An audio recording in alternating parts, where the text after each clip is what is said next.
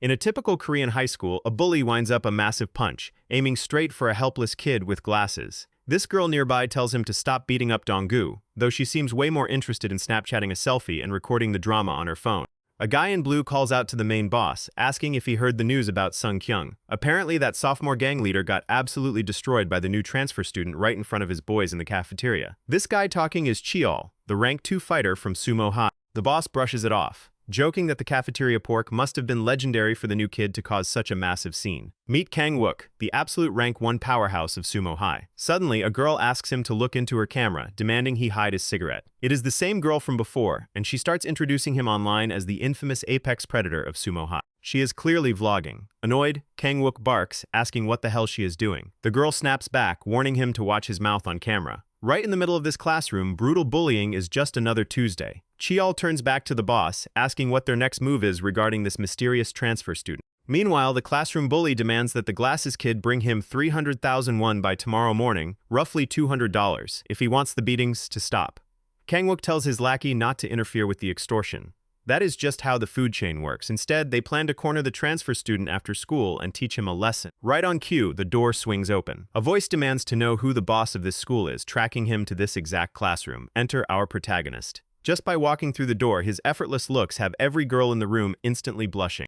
Doyul asks the active bully if he is the head honcho, but the thug just barks back, asking who the hell he is to burst in like that. Before the bully can even finish his sentence, Doyul knocks him out cold with a single devastating punch. The kid with glasses freezes in utter shock. The two girls gasp in disbelief. Cheol leaps to his feet, demanding to know what the hell just happened. Cheol demands Doyul identify himself, asking if he has any idea who they are or where he stands. Doyul calmly replies that he has no clue, considering he just transferred today. He notes that news travels incredibly slow around this school. Furious, Cheol snaps, asking if this bastard is mocking them, wondering what kind of psycho starts his first day by picking a fight with the entire room. Cheol steps up, asking if Doyul entered their territory completely blind. He throws a heavy punch straight into Doyul's chest, but the moment the strike lands, Doyul counters instantly, crushing Cheol's fingers with brutal force. When Doyul chillingly asks if he is the boss, Cheol shrieked like a little girl, crying out that he isn't the boss and begging to be let go. Desperate, Cheol points directly to the guy sitting in the back, whimpering that he is the real boss. Kang-wook watches, internally cursing his right-hand man for being a pathetic traitor. Satisfied with the answer, Doyul delivers a lightning-fast slap across Cheol's face, knocking him out cold onto the floor. The other thugs, who were just waiting their turn to beat up the weaklings, freeze solid.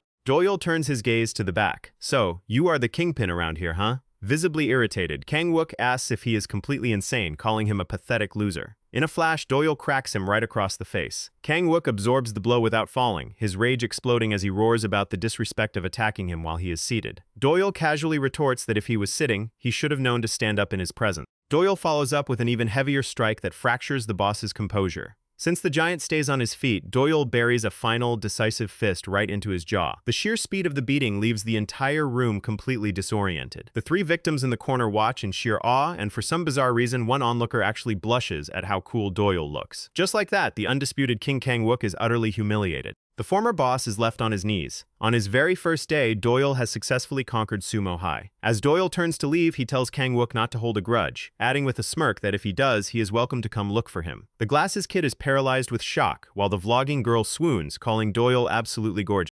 Later that afternoon in the schoolyard, Doyul approaches the glasses kid from earlier. He gets straight to the point, asking that if he wants protection from every bully on his list, how much is he actually willing to pay? Doyul explains that he recently arrived in Korea and doesn't know how things work. But if someone needs his lethal skill set, it is only fair they pay for it. Dong-gu stammers back, arguing that people usually fight out of a sense of justice, quoting the classic line about great power bringing great responsibility. Unbeknownst to them, the vlogging girl is hiding nearby, eavesdropping on the conversation. Dong-gu pleads, saying that because Doyul is strong, it is his duty to protect the weak. Doyul dismisses the hero speech as absolute garbage, calling out the kid for just trying to get a free ride. As Doyul turns to walk away, Dong-gu begs him to wait, bringing up what happened yesterday. Dong-gu explains that victims like him are living through a living hell every single day. We flash back to a memory of Dong-gu sitting in class, his face swollen and covered in dark bruises, silently begging his teacher for help. But the teacher simply ignored the obvious signs of violence and coldly told the class to open their textbook. Nobody protects them because standard school discipline means absolutely nothing to these psychotic delinquents.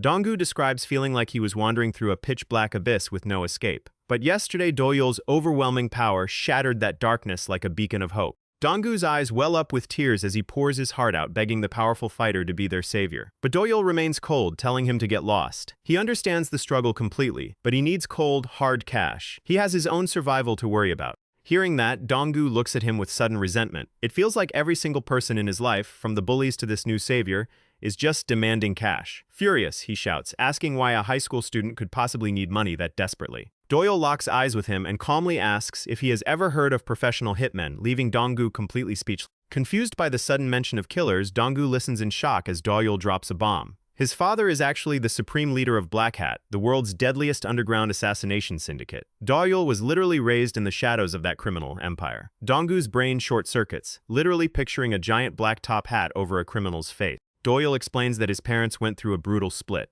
His father constantly made his mother's life a living hell, so Doyul grabbed his younger brother and fled to South Korea with absolutely nothing. Furious at their betrayal, his powerful father completely froze every single bank account tied to Doyul's name. Doyul's original plan was to live comfortably in a high-end luxury penthouse, but now he is completely broke. He concludes by saying he has a job interview at Burger King to catch. Donggu stands there utterly bewildered, wondering if this insane story is real, but Doyul's terrifyingly deadpan expression makes it clear he never joked. Seeing his chance slipping away, Donggu desperately offers 50,000 won per person, which is roughly $40. Doyul instantly freezes in his tracks, making Donggu sweat profusely, wondering if he should have pushed the offer to 55,000. Doyul turns around and accepts the contract.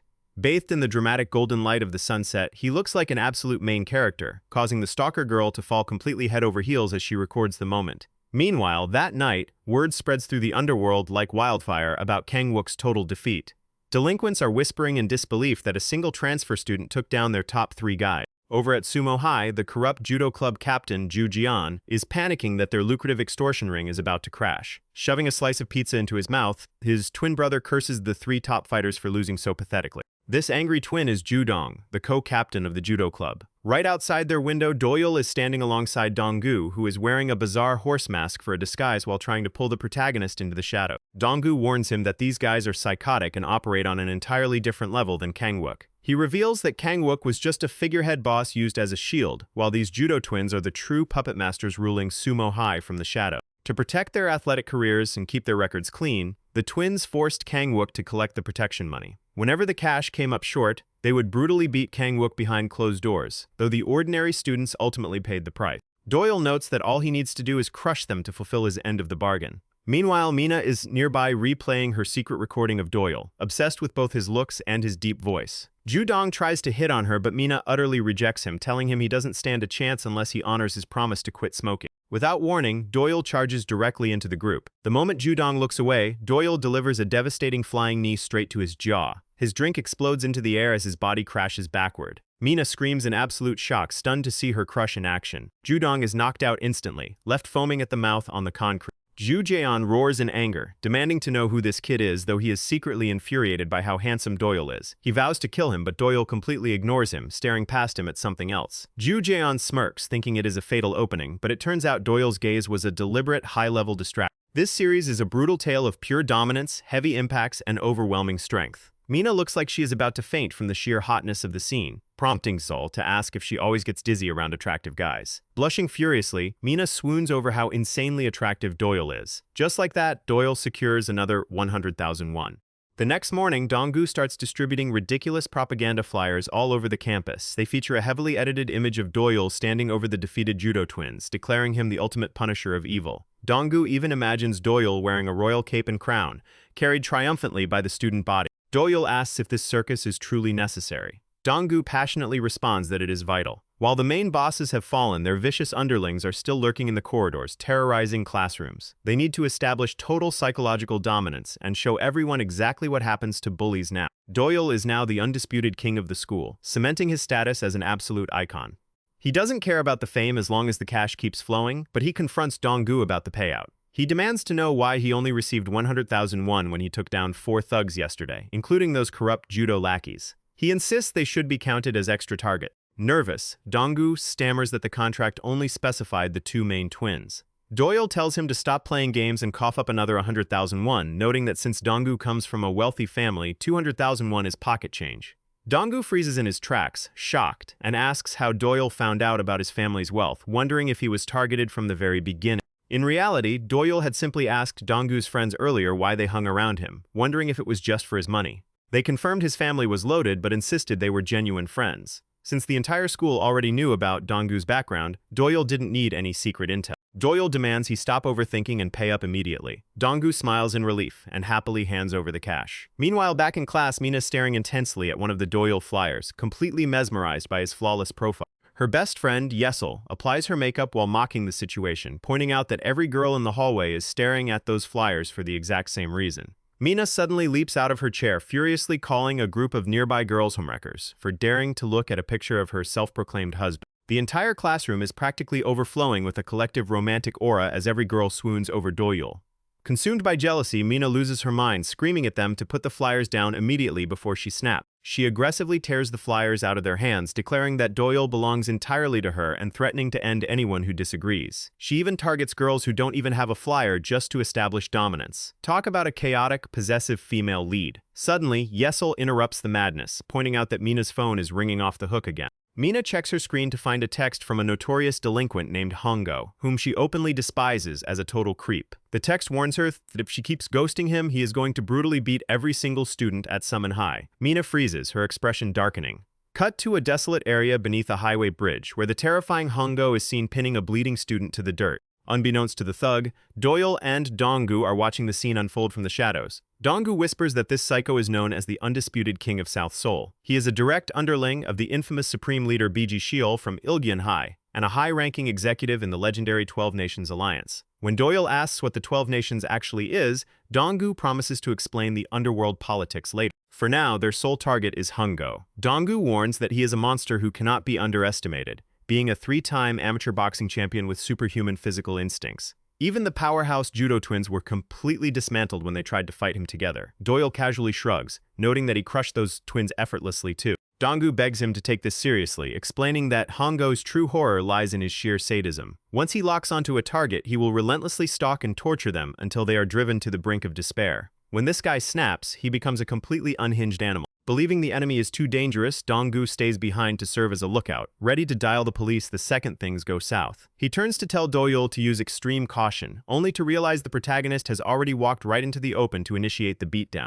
Hongo corners Mina, telling her that if she had just answered his damn calls, none of this violence would have been necessary. On the ground behind him lie a heavily bruised Judong and a defeated Kang-wook. Mina coldly snaps back that those two losers aren't her friends. Nursing his injuries, Kang-wook groans, insulted that she won't even acknowledge them. Mina retorts that Kang-wook was only relevant when he was the top dog of Sumo High, but since he got dethroned, he needs to shut his mouth. Talk about cold-hearted. Kang-wook internally curses her out, while Hongo bursts into a sadistic laugh, stating that this fierce attitude is exactly why he is completely obsessed with his princess. Mina glares at him, utterly disgusted by his delusion.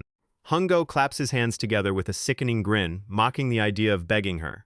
He proposes a deal, stating that if she goes out on just 3 dates with him, he will stop terrorizing her school. He whines about her hostile glare, claiming he just wants them to hang out and have a good time together. The victim on the ground finally gets a breather when a glass bottle suddenly comes flying through the air. Youngo's lightning-fast boxing reflexes kick in, dodging it effortlessly as he drops into a fighting stance. Out of the shadows steps Doyul, calmly remarking that it's a shame the bottle missed, as he wanted to wrap this up in one shot. Mina's eyes light up, wondering why her crush is here, while Hyungo demands to know who this interloper is. Doyul coldly responds that he is the guy about to break his jaw, sending Mina into an absolute frenzy of excitement, convinced he arrived to save her. However, Doyul is internally annoyed, wondering why this weird stalker girl is present at literally every single fight scene. He genuinely suspects she might be tracking his movement. Doyul warns Mina to stop looking at him with those creepy, obsessed eyes, stating that if she tries anything funny, he won't hesitate to end her. Naturally, Mina's unhinged mind takes it as a romantic gesture, completely swooning over his dominant attitude. Watching this bizarre romantic tension unfold right in front of him, Hongo's temper completely flares up. Roaring about this stranger touching his princess, Hongo fires a lightning-fast signature surprise jab. His hand speed is terrifying. Watching from afar, Donggu panics, knowing this boxing champ is the real deal. But just as the punch closes in, Doyul completely subverts expectations by spitting directly into Hongo's face, forcing the germaphobe fighter to instinctively abort his attack and cover up in disgust. Doyul immediately capitalizes on the opening, delivering a brutal kick into the boxer's midsection. Doyul deadpans that he only spat because he was genuinely terrified by how hideously ugly the guy's face looked flying toward him. Breaking Hongo's guard entirely, Doyul wipes his mouth and out of absolutely nowhere grabs a stray plastic plastic chair to use as a weapon. Hungo braces for impact, but Doyul executes a brilliant feint, dropping the chair and smashing him with a brutal clothesline instead. The boxer realizes he is dealing with a complete tactical lunatic who is actively playing with his food.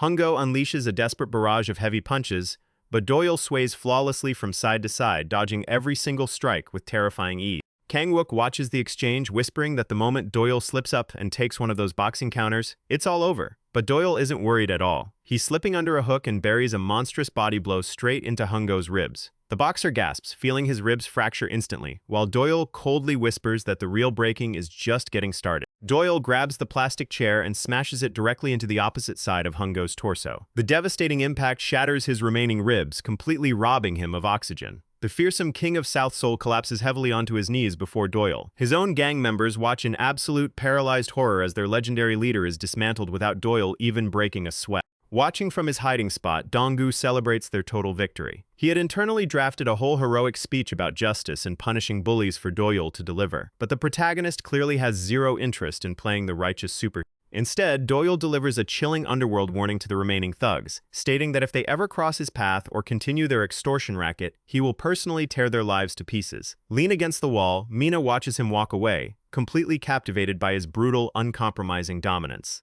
The next day, inside a gritty training facility, a heavy punching bag is being violently rocked by powerful strikes. Word has reached the upper echelons of the regional syndicate about Hungo's defeat at Sumo High. The thugs assume he must have been ambushed by a massive mob. The terrifying fighter delivering the punches smirks, declaring it is time to personally crush those pathetic high school insects. This monster is Beom, the brutal rank 4 leader of Hellish School. He demands to know if all the local factions have gathered, looking down at Kang-wook and Cheol. Kang-wook nervously confirms everyone is present, secretly bitter that this guy is a whole year younger than him, yet acts like an absolute emperor just because of his violent combat skill. Beom snaps, grabbing Kang-wook and asking why the hell he is lying when half the roster is missing. Kang-wook quickly explains that Sung-kyung and his entire squad are currently hospitalized. When Beom barks about the whereabouts of the judo twins, Kang-wook frantically reveals that their skulls were practically fractured, and they are hooked up to IV machines too. Thinking he is being mocked, Beom delivers a vicious strike that sends Kang-wook crashing down before dragging him up by his hair. He demands to know if Kang-wook thinks this war is a joke. Kang-wook can only internally weep, wondering why he always ends up being the punching bag for every single apex predator in the city. Beom commands the remaining delinquents to stand at absolute attention, claiming they've grown soft and forgotten the hierarchy. Before Beom can unleash another beating, Kang-wook desperately screams out the truth, explaining that the cafeteria massacre, the fall of the twins, and even the defeat of Hungo were all executed by a single, terrifying transfer student. Beom's interest is piqued as he asks where this legendary bastard is hiding. Meanwhile, over in the school's club room, Mina is daydreaming about her massive obsession with attractive guys, completely hyper-focused on editing her secret footage of Doyul, convinced his side profile is god tier.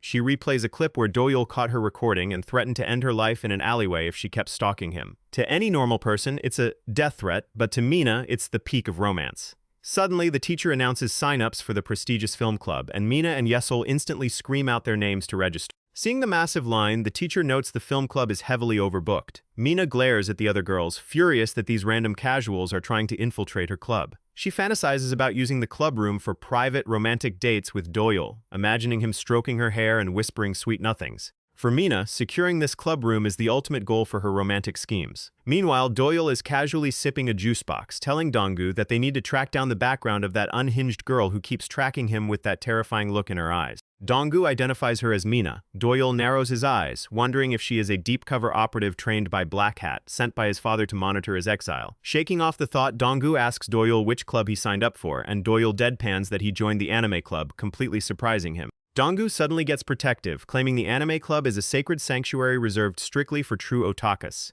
And a hyper-attractive, popular guy like Doyul has absolutely no right to gentrify their territory. Doyul slowly turns his head, coldly asking if Dong-gu has a sudden desire to meet his maker. Suddenly, Kang-wook appears down the hallway, pointing out Doyul to the brutal Beom. Beom smiles, eager to see the kid who completely broken Hungo. As the massive Hellish gang closes in, Doyul's danger instincts flare. He abruptly cuts his conversation short, leaping out of his seat and sprinting down the hallway at full speed. Dong-gu is completely confused, wondering if his otaku speech pushed Doyul over the edge. Kang-wook watches Doyul sprint directly toward them, thinking the kid is suicidal for launching a head-on assault against an entire elite division of Hell Young fighters. BM respects the confidence, throwing a devastating heavyweight punch right at Doyul's face. Doyul ducks, weaves, and mid-sprint executes a flawless acrobatic flip right over the gang leader's head. It turns out Doyul had absolutely zero interest in fighting him. He completely ignores the boss and keeps running. Further down the hall, Mina is confidently telling Yeol that Doyul belongs in the elite film club with her, rather than rotting away in the basement with the weird anime otakus. Suddenly, Doyul materializes right in front of her face, causing her to gasp dramatically, though she internally rejoices at his sudden proximity. Doyul aggressively pins her against the wall, demanding to know her true identity. He barks about her constant surveillance, taking unauthorized photographs and printing those propaganda flyers, demanding to know if his father deployed her. Mina completely ignores the death threat, blushing furiously and asking if Doyul has already introduced her to his parent. Meanwhile, Byum is absolutely boiling with rage after being completely ignored. He roars that he is going to slaughter the kid. Doyul barks at Mina to return to Black Hat and tell his father he is never coming back. Suddenly, Donggu screams a warning as Byum launches a sneak attack from behind. Doyul grabs Mina by the waist, spinning gracefully to use the momentum to dodge the incoming strike. Mina is practically on cloud 9 from the sudden embrace. Byum snarls, telling Doyul to stop writhing around like a worm. Doyul looks over his shoulder, calmly calling him a bald idiot and stating that since he spared his life a moment ago, he should have run away. Now, no amount of begging will save him. Byum roars in absolute fury at the disrespect. Just as Doyul winds up a devastating counterpunch, a booming voice shatters the tension. It is the strict disciplinary teacher, Biji Cheol. He demands to know what an outside Hell Young thug is doing on his campus. Gritting his teeth, Byum backs off, telling Doyul he got incredibly lucky, cursing how adults always ruin the fun. Byum pulls out a pack of cigarettes, pointing at Doyul and telling him to meet him behind the school grounds after the final bell. What this arrogant street thug doesn't realize is that Doyul operates on a completely unhinged set of rules. Right in front of the disciplinary teacher and the entire student body, Doyul steps forward and drives a brutal elbow directly into the back of Byum's head. It is a completely illegal, unprompted strike from behind. There is no turning back now. Doyul has just openly declared war on the most violent syndicate in the city. Donggu's jaw drops, terrified that Doyul just skipped the entire underworld ladder to directly attack the apex predator. Meanwhile, cut to a dark, hidden warehouse where a heavily tattooed gang member is casually pouring boiling water onto a bound captive. The victim screams in absolute agony. A runaway girl is tied up next to him, trembling in horror. The gang enforcer turns to her, asking why she tried to escape after they provided her shelter and food when she was starving on the streets. He sneers at her lack of gratitude, reminding her of his warning that runaways get their eyes gouged out. Suddenly, his phone buzzes violently. A high-ranking executive breaks into the room, breathlessly delivering the impossible news. Byum has just been completely incapacitated by a student from Sumo High. The room goes dead silent as the prodigy known as Ghost Jian Shan stands up, his eyes narrowing. Donggu frantically explains the underworld structure, revealing that there are 12 legendary figures who control the entire nation's teenage syndicates known as the 12 Nations. Doyul, who is concurrently forced to clean the school toilets as punishment for the hallway brawl, brushes it off, calling them nothing but overhyped street punks. Donggu paces back and forth, panicking that they've triggered the absolute worst-case scenario.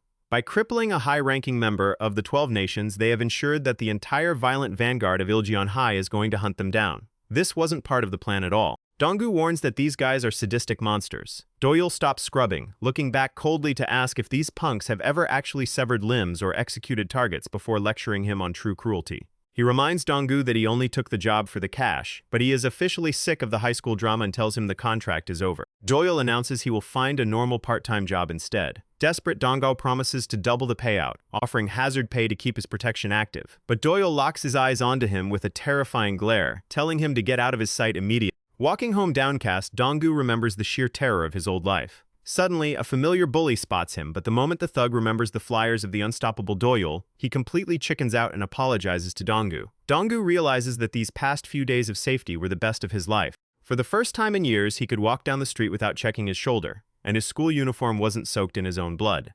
But with Doyul quitting, the dream is officially over. It's time to return to reality. Suddenly, a shadow falls over him. A group of heavily built Hell Young delinquents surround Donggu, dragging him into an empty concrete parking lot. They corner him against a wall, demanding the location of the transfer student. Donggu trembles, insisting he has no idea where Doyul lives. Furious, Byum delivers a brutal kick right into Donggu's face, demanding he call the kid right now. With shaking hands, Donggu pulls out his phone, but instead of dialing Doyul, he secretly attempts to call emergency services. A thug behind him instantly spots the screen and smashes the phone out of his hand. The gang relentlessly stomps on Donggu, mocking him for thinking the police could save him from the syndicate. Meanwhile, over at Burger King, Doyul is casually sitting through a job interview. The hiring manager stares blankly at his resume, which lists his primary technical skills as master-level hand-to-hand combat. The resume also lists advanced accuracy with thrown projectiles. The bewildered manager tells him this is a fast food establishment, not a mercenary group. Before he can reject him, the restaurant doors swing open as a local extortion racket bursts in, immediately recognizing the manager. The lead thug slams a heavily photoshopped image onto a table, loudly shouting to the entire restaurant that there are cockroaches in the burgers to ruin the business. Terrified customers immediately stop eating, completely grossed out by the staged scam. The desperate manager tries to pull the lead thug aside to negotiate a bribe, but the delinquent slaps his hand away, loudly screaming that the store owner is assaulting a minor. Doyul watches the entire pathetic extortion scheme unfold with an entirely blank expression. As Doyul decides to leave the chaotic restaurant, his shoulder firmly collides with the lead extortionist. The thug glares at him, completely insulted. Doyul stops, looking down at him coldly, asking why he is making such an incredibly punchable face. Meanwhile, back at the parking lot, Byum realizes that Dong-gu genuinely doesn't have Doyul's contact information anymore. Irritated and assuming the mysterious transfer student went into hiding, the Hell-Young gang leaves Dong-gu bleeding heavily on the concrete. Cut to the elite Iljeon High headquarters, where Jeon-chan is ordering his extortion squads to raise the protection fee to 500,000 won across all local businesses. He discusses the territory expansion with the syndicate's rank 5 enforcer. Suddenly, a casual student walks right past their inner circle. Moments later, an enforcer runs out of the back room, screaming that their frontline guards have been utterly annihilated. Jeon-chan storms into the hallway, demanding to know who dared attack his headquarters. Realizing the culprit must have just left, Jeon-chan remembers the calm kid who just walked past him with fresh blood splattered across his shoes. He instantly barks an order to his elite squads to hunt down and bring back the kid wearing the Sumo High uniform. Walking down the street, Doyul is mentally counting his remaining cash, realizing his budget for the month is completely ruined without a steady stream of income. Suddenly, a heavily bruised figure stumbles into his path. It is Dong-gu. Dong-gu offers a weak smile, explaining he tracked Doyul down to the local job center, relieved to see the protagonist hadn't been ambushed yet. Doyul stares at Dong-gu's bloody face, asking what kind of trouble he managed to walk into this time. Before Dong-gu can answer, Jeon-chan's tracking squad surrounds them. The lead thug barks at Doyul, demanding he come quietly to face the syndicate. Doyul completely ignores the threat, turning his back on the gang to calmly ask Dong-gu if that 50,000 won contract per person is still active. Dong-gu smiles through the pain, confirming the contract is wide open. The lead enforcer loses his temper and charges, but Doyul flashes forward, throwing his juice box directly into the thug's eyes. In a split second, Doyul grabs him by the throat, slams him face first into the asphalt, and unleashes a brutal barrage of punches. The remaining tracking squad freezes in absolute terror. Doyul glances back at them, casually asking Dong-gu if this contract includes any performance bonuses, promising to unleash his full assassin training if the price is right. Later that night, the two are seen quietly eating instant noodles at a street food cart. Doyul asks to finalize the terms for the complete elimination of their enemies, casually demanding a flat fee of 5 million won. Dong-gu completely chokes on his noodles, spitting them out in utter shock at the astronomical price tag. Doyul clarifies that for 5 million won, he will completely dismantle the entire Iljeon High syndicate from the top down. Dong-gu bursts into a nervous laugh, thinking it's a ridiculous exaggeration, wondering why on earth a high schooler needs that massive amount of wealth. Doyul reminds him about his frozen black hat accounts. He then turns the question on Dong-gu, admitting he looked into his background and discovered his family is incredibly wealthy, meaning he could easily transfer to an elite private academy far away from these street gangs. Doyul asks why his parents do nothing when he comes home covered in blood.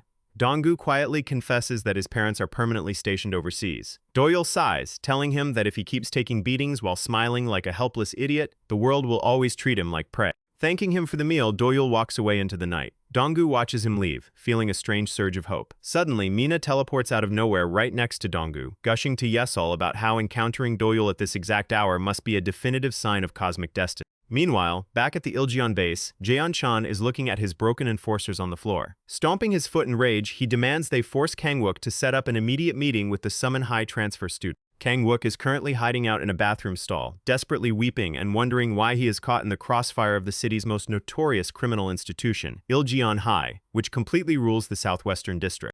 Iljeon isn't a normal academy. It's a breeding ground for juvenile delinquents, repeat offenders, and violent dropouts who were expelled from standard education. It is widely considered a lawless wasteland. The administration is entirely corrupt, featuring active smoking lounges for students, while the teachers openly accept financial bribes from gang leaders to look the other way. Rumor has it the principal himself is a former mob boss, but the undisputed kingpin of this empire is Biji Cheol, the supreme leader of the 12 nations. He unified the scattered regional factions through sheer terrifying brutality and transformed the student body into a highly profitable underground syndicate. Their operations range from high-volume motorcycle theft and insurance fraud to extortion and violent racketeering across the city. Biji Cheol amasses an absolute fortune, and whispers claim he has already eliminated several rivals permanently. Dong-gu lays out the terrifying reality, asking Doyul if he still wants to proceed with the contract. Doyul ignores the warning entirely, instead demanding to know where Dong-gu keeps sourcing his collection of bizarre masks. He then spots a tactical pistol in Dong-gu's bag, which the kid frantically clarifies is loaded strictly with non-lethal rubber bullets.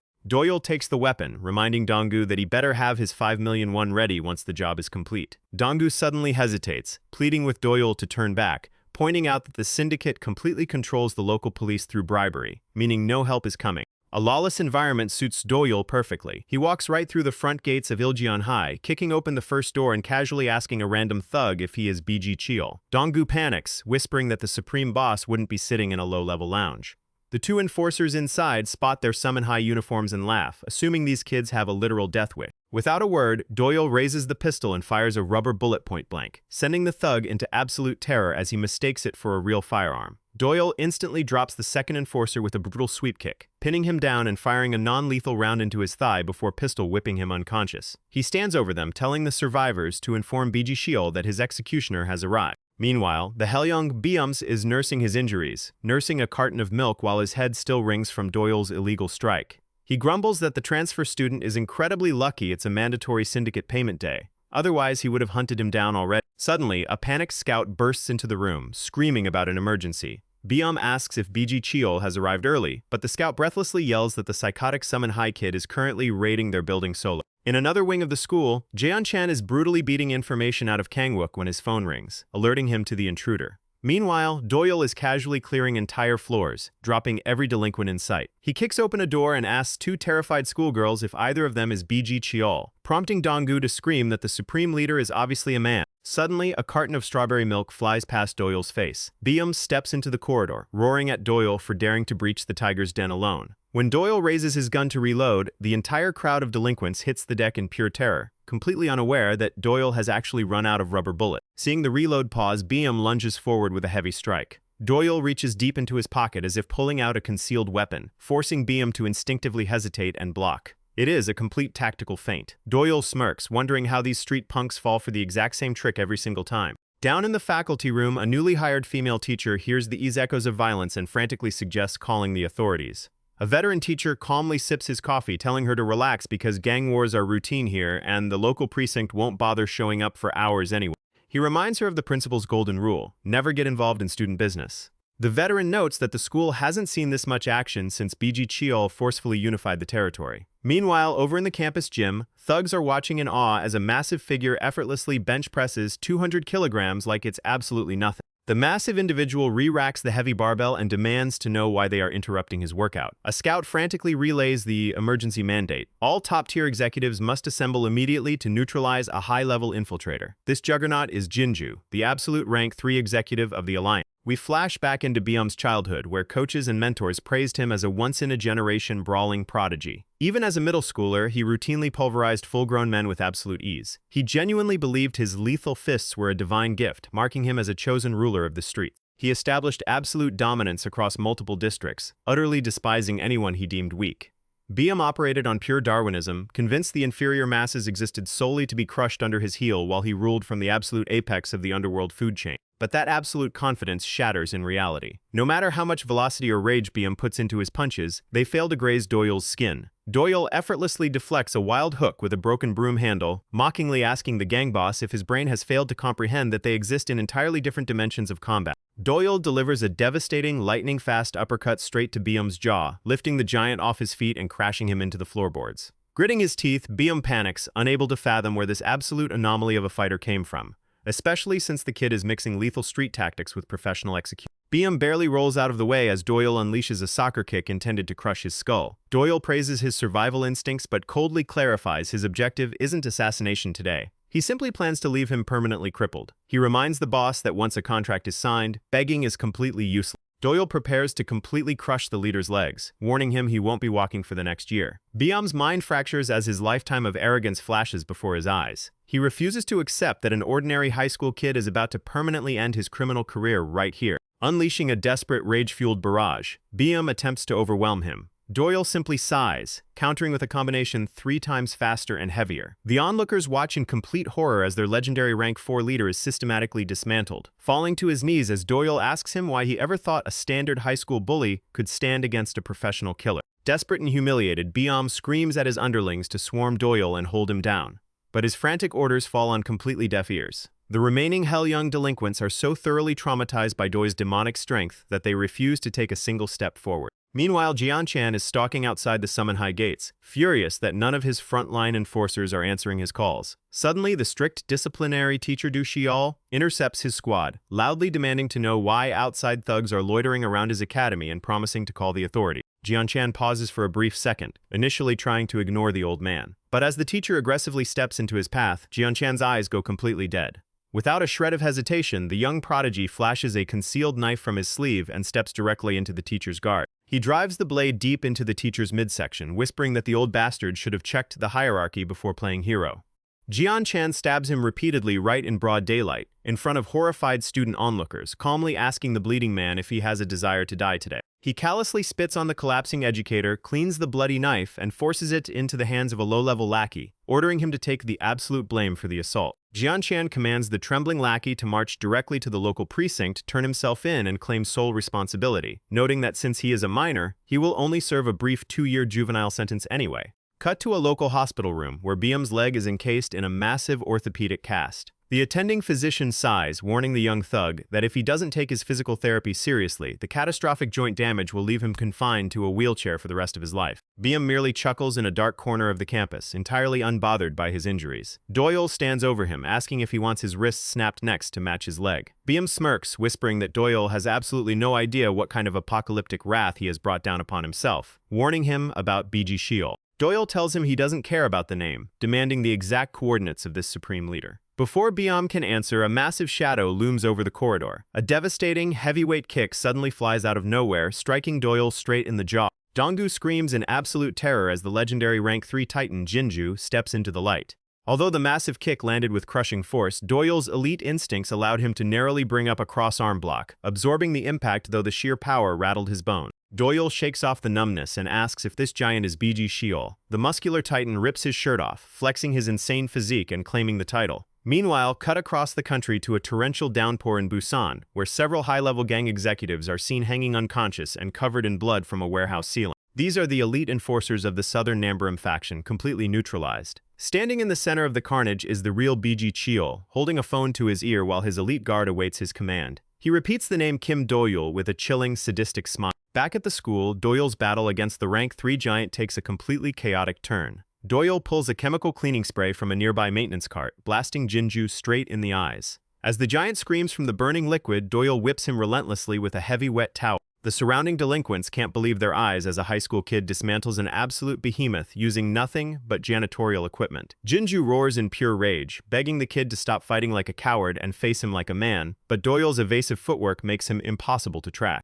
Jinju snarls, comparing the nimble fighter to an annoying mosquito. Doyul quickly wraps the thick towel around his own forearm, leaping off a desk to deliver a flying knee. Jinju swings wildly to intercept him, but Doyul blinds him yet again, empty a full bottle of liquid soap directly into his face. With soap burning his eyes and filling his nostrils, Jinju violently coughs, internally cursing Doyul as the absolute king of dishonorable combat. Wiping the foam away, the giant roars, asking if Doyul has any concept of the insane amount of weight training and protein he has consumed to build this invincible body. Before he can step forward, Doyul strips off his school blazer and flings it directly over Jinju's head, completely blinding him. Through the fabric, Jinju takes a series of heavy, precise strikes, realizing too late that behind the underhanded tactics, Doyul possesses terrifying elite power. It's all over in a flash. The colossal rank 3 executive crashes heavily to the ground, utterly defeated just like Biam before him. Doyul calmly brushes off his uniform, muttering that the hallway is finally clear of garbage, assuming he just eliminated the head boss Biji Cheol. A trembling gang member whispers that no one has managed to drop Jinju like this since Biji Cheol himself. Turning around, Doyul demands his 500,000 won payout from Donggu.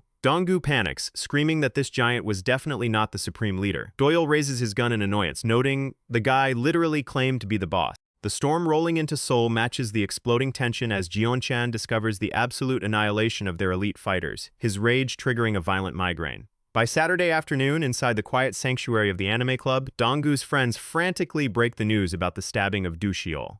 The teacher is currently fighting for his life in intensive care, and the culprit is confirmed to be Jeon-chan, who is actively hunting Doyul. Doyul calmly asks if this Jeon-chan is just another one of Biji Cheol's low-level dogs, stating that once he targets and eliminates the supreme boss, the entire network will collapse anyway. Dong-gu is consumed by pure guilt, crying that the teacher was targeted entirely because of their reckless war against Ilgyeon. He begs Doyul to accompany them to the hospital to check on Cheol, but Doyul coldly refuses, stating he doesn't do hospital visits. Terrified of walking the streets alone, Dong-gu continues to plead. Suddenly, Mina doors slides open. She completely ignores Dong-gu's panic and targets Doyul, brightly claiming she developed a sudden, burning passion for animation and managed to blackmail a club member to steal a seat next to him. Dong-gu barks about her abandoning her beloved film club, but she completely tunes him out. She leans in close, whispering that their crossing paths in the club room is an undeniable decree of destiny. Doyul sighs, raising his tactical Glock and pointing it straight at her forehead, asking if she wants him to end her destiny right now. Mina merely swoons, asking if that is his official confession gun. An otaku student nearby instantly recognizes the Glock G26, begging to examine the real firearm. Sensing an economic opportunity, Doyul sets up a business, charging 2,001 per touch. A literal line forms in the classroom as students pay to touch the weapon, with Mina eagerly waiting at the front. Meanwhile, inside the quiet recovery ward, the nurse assures Cheol's worried wife that the blade narrowly missed his vital organs, though he requires extensive bed rest. The stubborn disciplinary teacher groans, insisting he needs to discharge immediately because his students have midterms next week. He demands his wife notify the school that he will be back on duty by Monday morning. His wife angrily snaps back, telling him to stop acting like an immortal tough guy, reminding him he is a middle-aged man who needs to swallow his pride and heal. Outside the hospital room, Dong-gu and Mina arrive to pay their respects. Mina aggressively shakes Dong-gu, demanding to know why her beloved Doyul didn't show up. Dong-gu recalls in disbelief how Doyul literally escaped the conversation by jumping out of a third-story window to avoid visiting a hospital. Mina huffs, claiming the entire trip is completely pointless if the main character isn't present. Annoyed by her selfishness, Dong-gu tells her to beat it if she doesn't actually care about the injured teacher. Mina scoffs, refusing to leave since she already spent money on the bus fare. Just as Dong-gu reaches for the doorknob, the muffled sound of a conversation catches his ear. Cheol's wife is softly telling her husband that after 20 years of marriage, she knows exactly when he is masking his deepest agony behind a tough exterior, warning him that his bottled-up pride will destroy him. To everyone's surprise, Doyul actually materializes at the end of the hallway, silently holding a box of expensive health supplements. He flashes back to the day Cheol caught him breaking Byum's leg, recalling how the strict teacher had assigned him 2 weeks of intensive bathroom duty, barking at him to quit staring and start scrubbing. But at the end of that shift, Cheol had stopped him, asking about his family situation. Upon learning Doyul lived alone with his younger brother, the teacher's tone had softened, telling him that as the man of the house, he needed to stay out of trouble. He had slipped a piece of paper into Doyul's pocket containing his personal cell number. Cheol had firmly told him that if he ever faced financial hardship or danger, he could call him at any hour of the night because every kid deserves an adult in their corner. The gruff teacher had straightened Doyul's collar, telling him to walk tall and avoid throwing his future away on the street. Remembering how the teacher defined true masculine pride, Doyul feels a rare spark of genuine fury igniting inside him over the old man's assault. He walks up to the door where Dong-gu and Mina are standing parallel. Through the glass pane, they can hear the heavy, muffled sound of the fierce disciplinary teacher completely breaking down and weeping into his pillow. The raw humiliation of being brutally assaulted by a high school delinquent in front of his own students has utterly shattered his spirit. He cries to his wife, asking how he is ever supposed to look his students in the eye again when he failed to protect them. The absolute shame of being brought low by a teenage criminal has completely destroyed his sense of duty. Out of deep respect, the 3 students decide to quietly leave the box at the desk and slip away. Meanwhile, over at the main penthouse of the 12 Nations Syndicate, Biji Cheol is absolutely roaring with rage. He slams a glass across the room, unable to accept that his elite territorial high school is being systematically dismantled by a single ghost from Sumo High. Jeon-chan is on his knees, trembling violently as he begs the supreme boss for forgiveness, swearing on his life that if he is given one final chance, he will personally drag the kid's corpse to his feet. Biji Cheol looks down at him with dead, icy eyes. Biji Cheol notes that if Jeon-chan was actually competent, the target would already be in a body bag. He declares it is time for a proper gangland punishment to settle the score. Jeon-chan bows his head to the floor, whispering he will accept any penalty to take responsibility. Biji Cheol demands 10 million won within a week and commands his executioner to slice off Jeon-chan's left earlobe as a reminder of his failure. Bleeding heavily, Jeon-chan grits his teeth, his mind consumed by pure malice as he vows to hunt down Doyul within the next 3 days. The next afternoon at a crowded arcade, Dong-gu brings up the advice Doyul gave him about never smiling while taking a beating. Doyul doesn't even look up from the fighting game cabinet, completely blanking on the conversation, while Mina stands a few feet away, secretly vlogging the entire interaction. Dong-gu sighs, explaining that a god-tier fighter like Doyul could never understand the psychology of a victim. He admits he wasn't born a target, but after years of relentless physical abuse, his mind broke down until he genuinely started believing he was just a worthless piece of trash. Doyul brutally hits a combo on his screen, telling Dong-gu to watch his spacing on the joystick rather than overanalyzing his life. Mina aggressively shoves Dong-gu away, barking at him to stop ruining her private arcade date with her husband. Dong-gu gets visibly irritated. Dong-gu snaps, reminding them both that their school disciplinary teacher is literally fighting for his life in a hospital ward while they are casually grinding high scores. When they both ignore his outburst, Dong-gu storms out of the arcade, bitter that Doyul only views him as a walking ATM anyway. Doyul barely glances back, only speaking up to remind him that he forgot his leftover pork cutlet box on the machine. Meanwhile, across town, Jeonchan's heavily armed hunting squads are currently surrounding the luxury apartment complex where Dong-gu resides. They had forcefully extracted the location from a heavily battered Kang-wook. When Kang-wook tries to slip away while they search the lobby, the thugs ruthlessly stomp him into the dirt just for amusement. The poor guy truly cannot catch a single break in this series. In full view of public pedestrians, the Hellyoung squad continues to kick the former Sumo High boss mercilessly.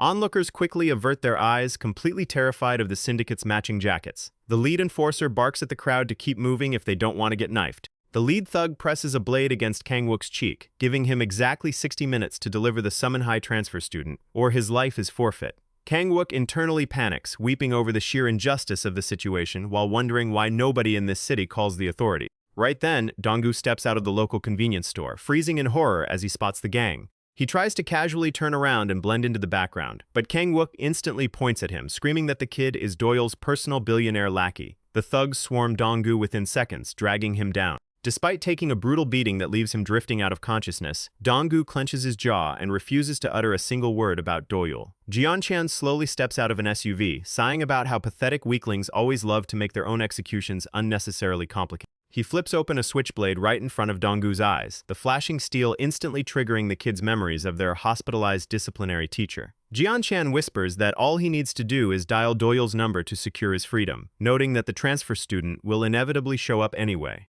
As blood drips down his forehead, a memory flashes in Dong-gu's mind of his wealthy father calling him an absolute worthless disappointment. Jeonchan smiles, telling him to just be a good little dog and deliver the target. Suddenly, Dong-gu glares up through his cracked glasses, screaming at the top of his lungs that he is done being a coward. He roars into Jeonchan's face, declaring that the real pathetic, brainless idiots in this city are the syndicate punks themselves. Talk about an absolute alpha move from the glasses kid. Kang-wook watches in utter disbelief, convinced Dong-gu's brain has been permanently scrambled by the physical trauma. Jeonchan bursts into a terrifying psychotic laugh. In a flash of steel, he slashes the blade straight across Dong-gu's cheek.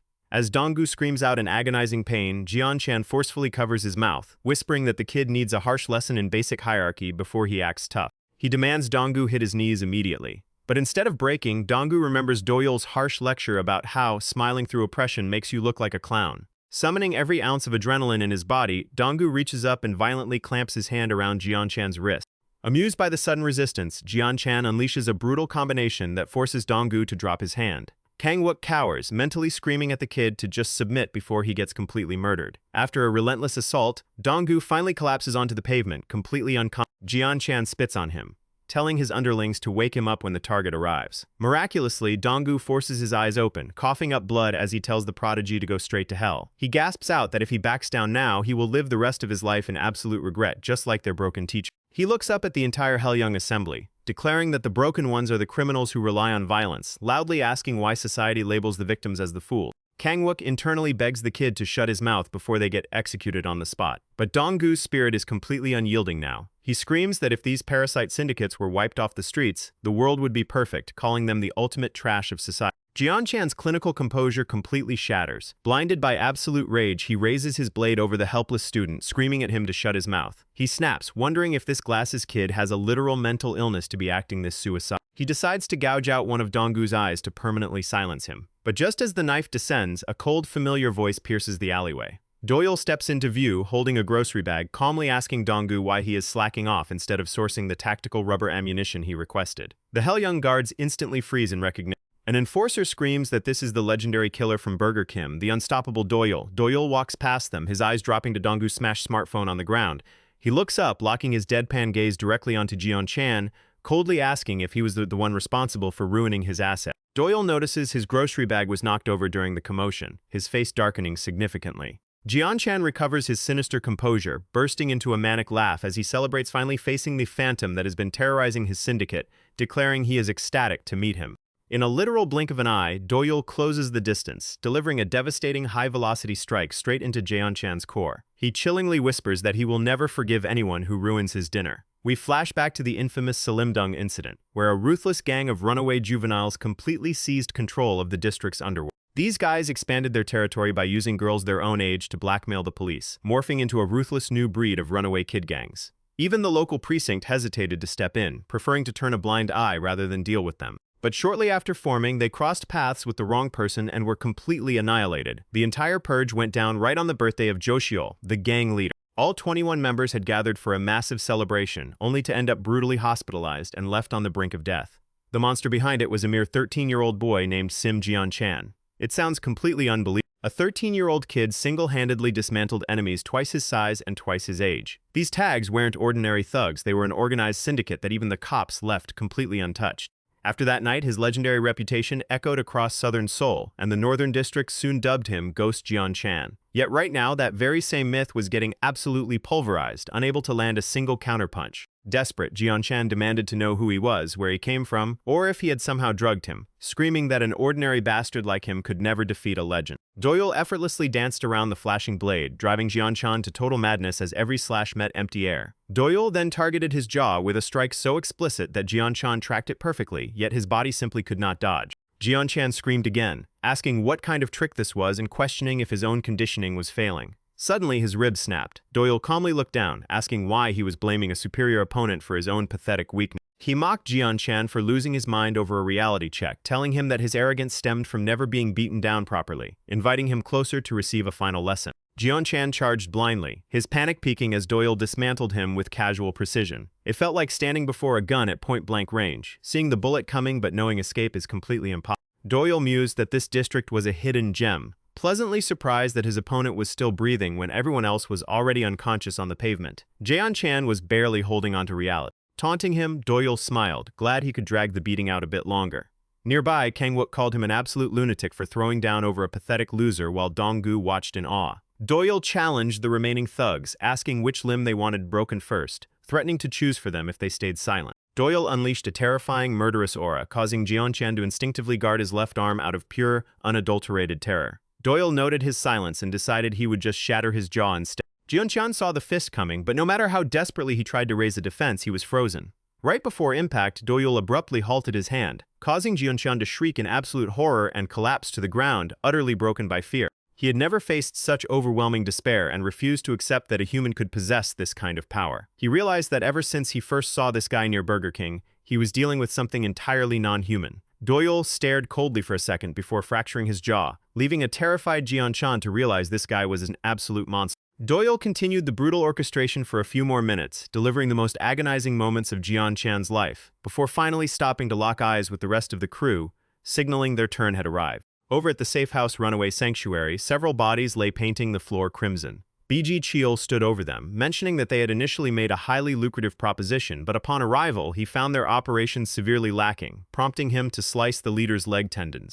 He noted he had heard rumors about them skimming off the top, stating that their greedy nature was written all over their fat faces, coldly asking exactly how much they planned on stealing from him. He drove his weapon deep into the man's leg, pinning him down as the victim choked back a scream. Biji Cheol gave him exactly 48 hours to settle the syndicate issues in Busan and fall in line. As the man nodded frantically, Biji Cheol warned him against any foolish betrayals, casually bidding him a pleasant day.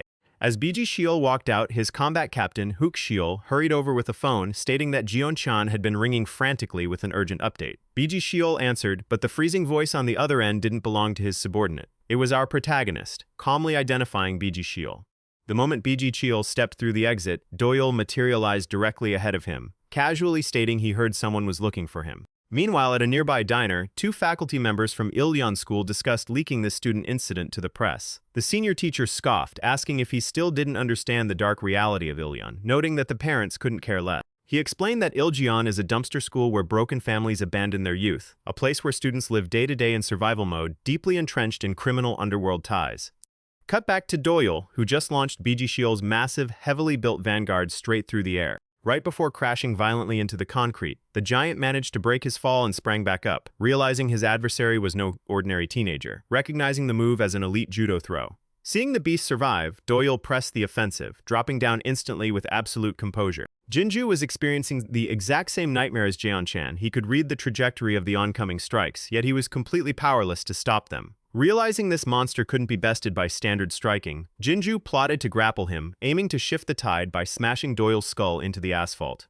It was the closest anyone had ever come to catching the protagonist, but a near miss means nothing. Doyul braced his arms against the ground to counter the grapple, launching a devastating simultaneous strike to the giant's core and jaw. Doyul's gaze shifted into something terrifyingly dark, radiating zero mercy. In that moment, Jinju flashed back to carrying a bloodied Donggu, who had whimpered that his broken nose would leave a permanent scar. Jinju had simply confirmed it, leaving Donggu to lament staring at the disfigurement every time he looked in a mirror. Doyul snapped at him to quit whining, threatening to drop him right there, while Donggu cried out about the absolute cruelty of a life, where he was always the one left broken and scarred despite his best effort. Doyul's relentless barrage continued. Defending desperately, Jinju wondered what kind of demon had just hurled him through a window and shattered his face. Realizing this kid wasn't just trying to win, he was executing a hit. Yet, Jinju refused to die here. Jinju envisioned the championship glory of his past, remembering when Biji Cheol approached him, acknowledging his monstrous potential but stating that raw talent alone would never conquer the underworld without an elite hand to guide it, promising to make him truly elite. Fueled by the memory of being handpicked by the supreme leader, Jinju unleashed a desperate feint, finally locking his massive arms around Doyul in a crushing bear hug, smiling at what should have been an absolute, inescapable death sentence.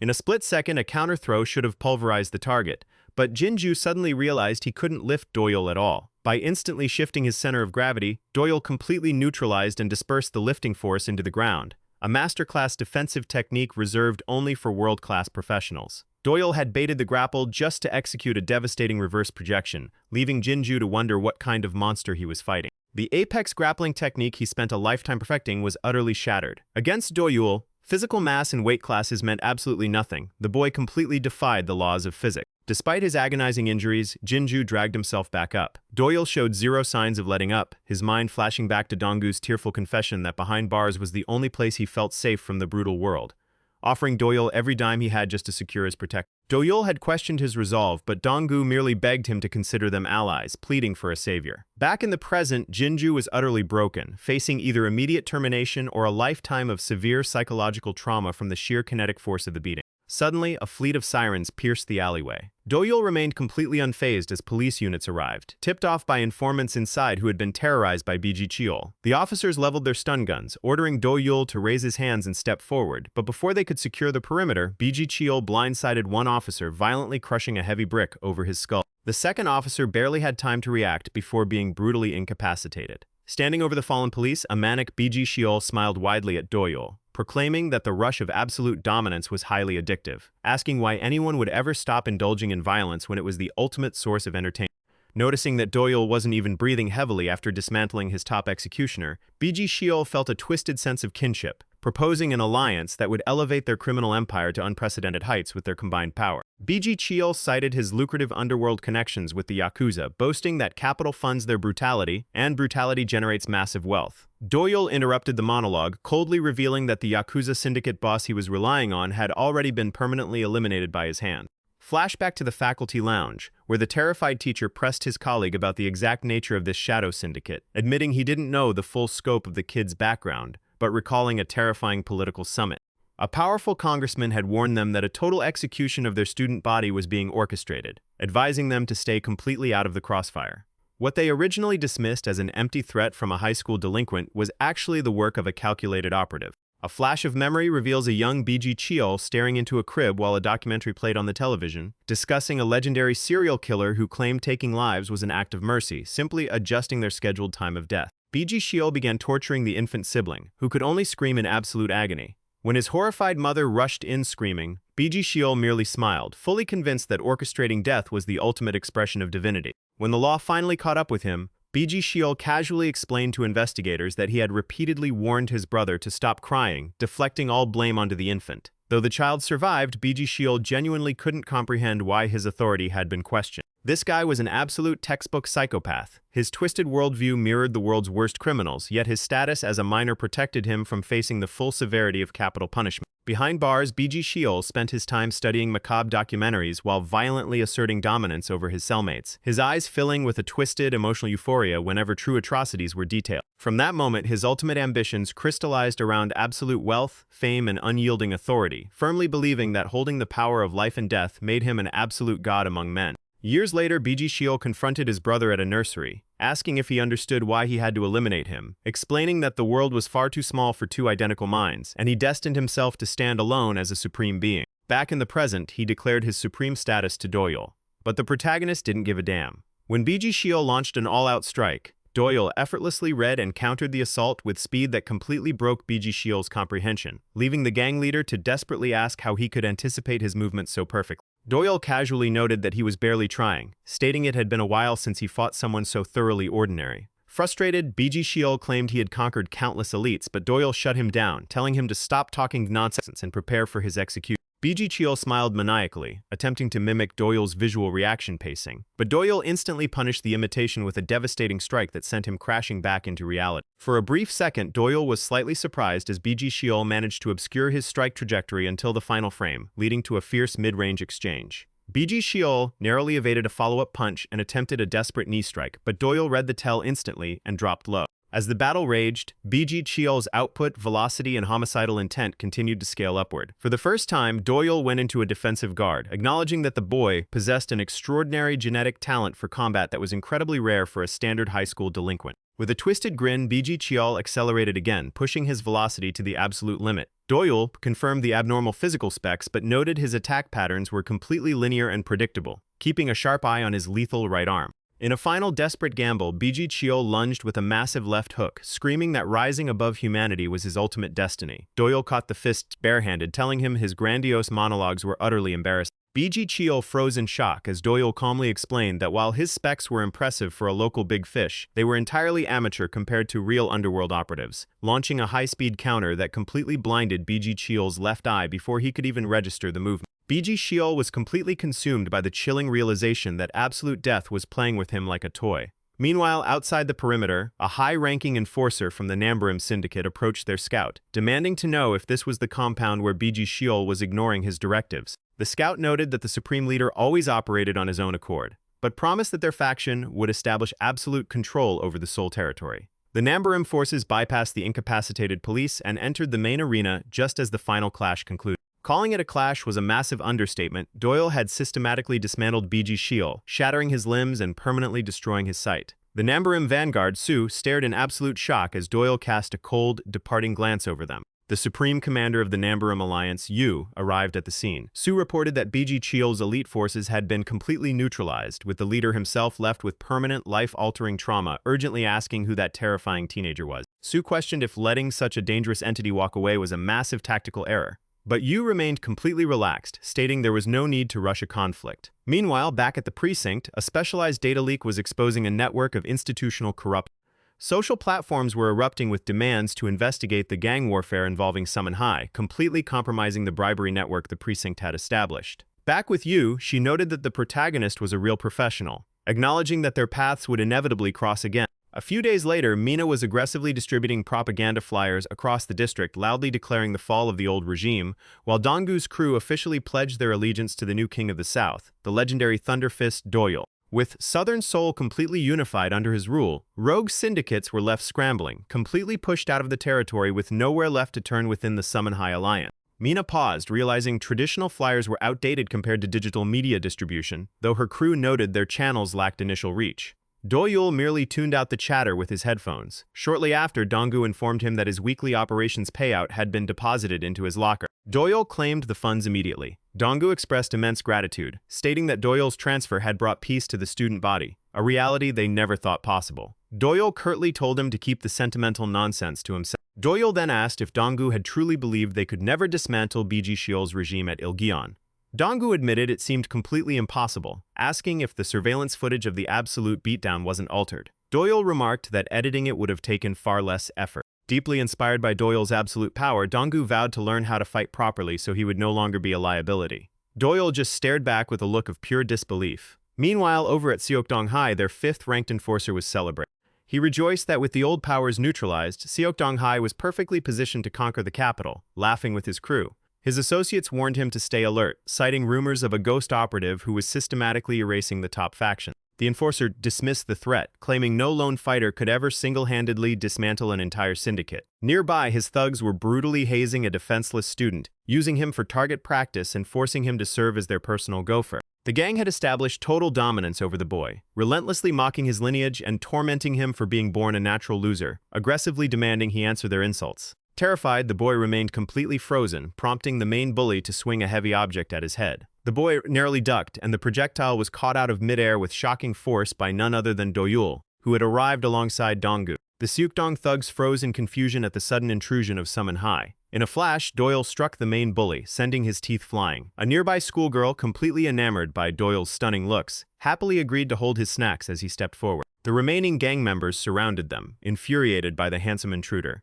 demanding to know if Sumo High had completely lost its mind, challenging their notorious color. Doyul calmly drew his tactical airgun and opened fire, blinding them with high-velocity pellets. As a blonde enforcer's lunged, Doyul executed a devastating low sweep to break his balance, shattered his jaw, slammed him into the concrete wall, and finished him with a barrage to the lower torso. The enforcer choked out a plea for mercy, but Doyul neutralized him instantly. The remaining thugs demanded he drop the weapon, but Doyul simply told them to all rush him at once to save him the time. The victim from before watched in absolute awe. While the local girls watched the absolute masterclass in synchronization, the lead thug desperately asked if Doyul was a professional assassin deployed by Iljeon. Receiving only a cold silence, the thug tried to bluff, claiming he was the one who defeated Biji Cheol.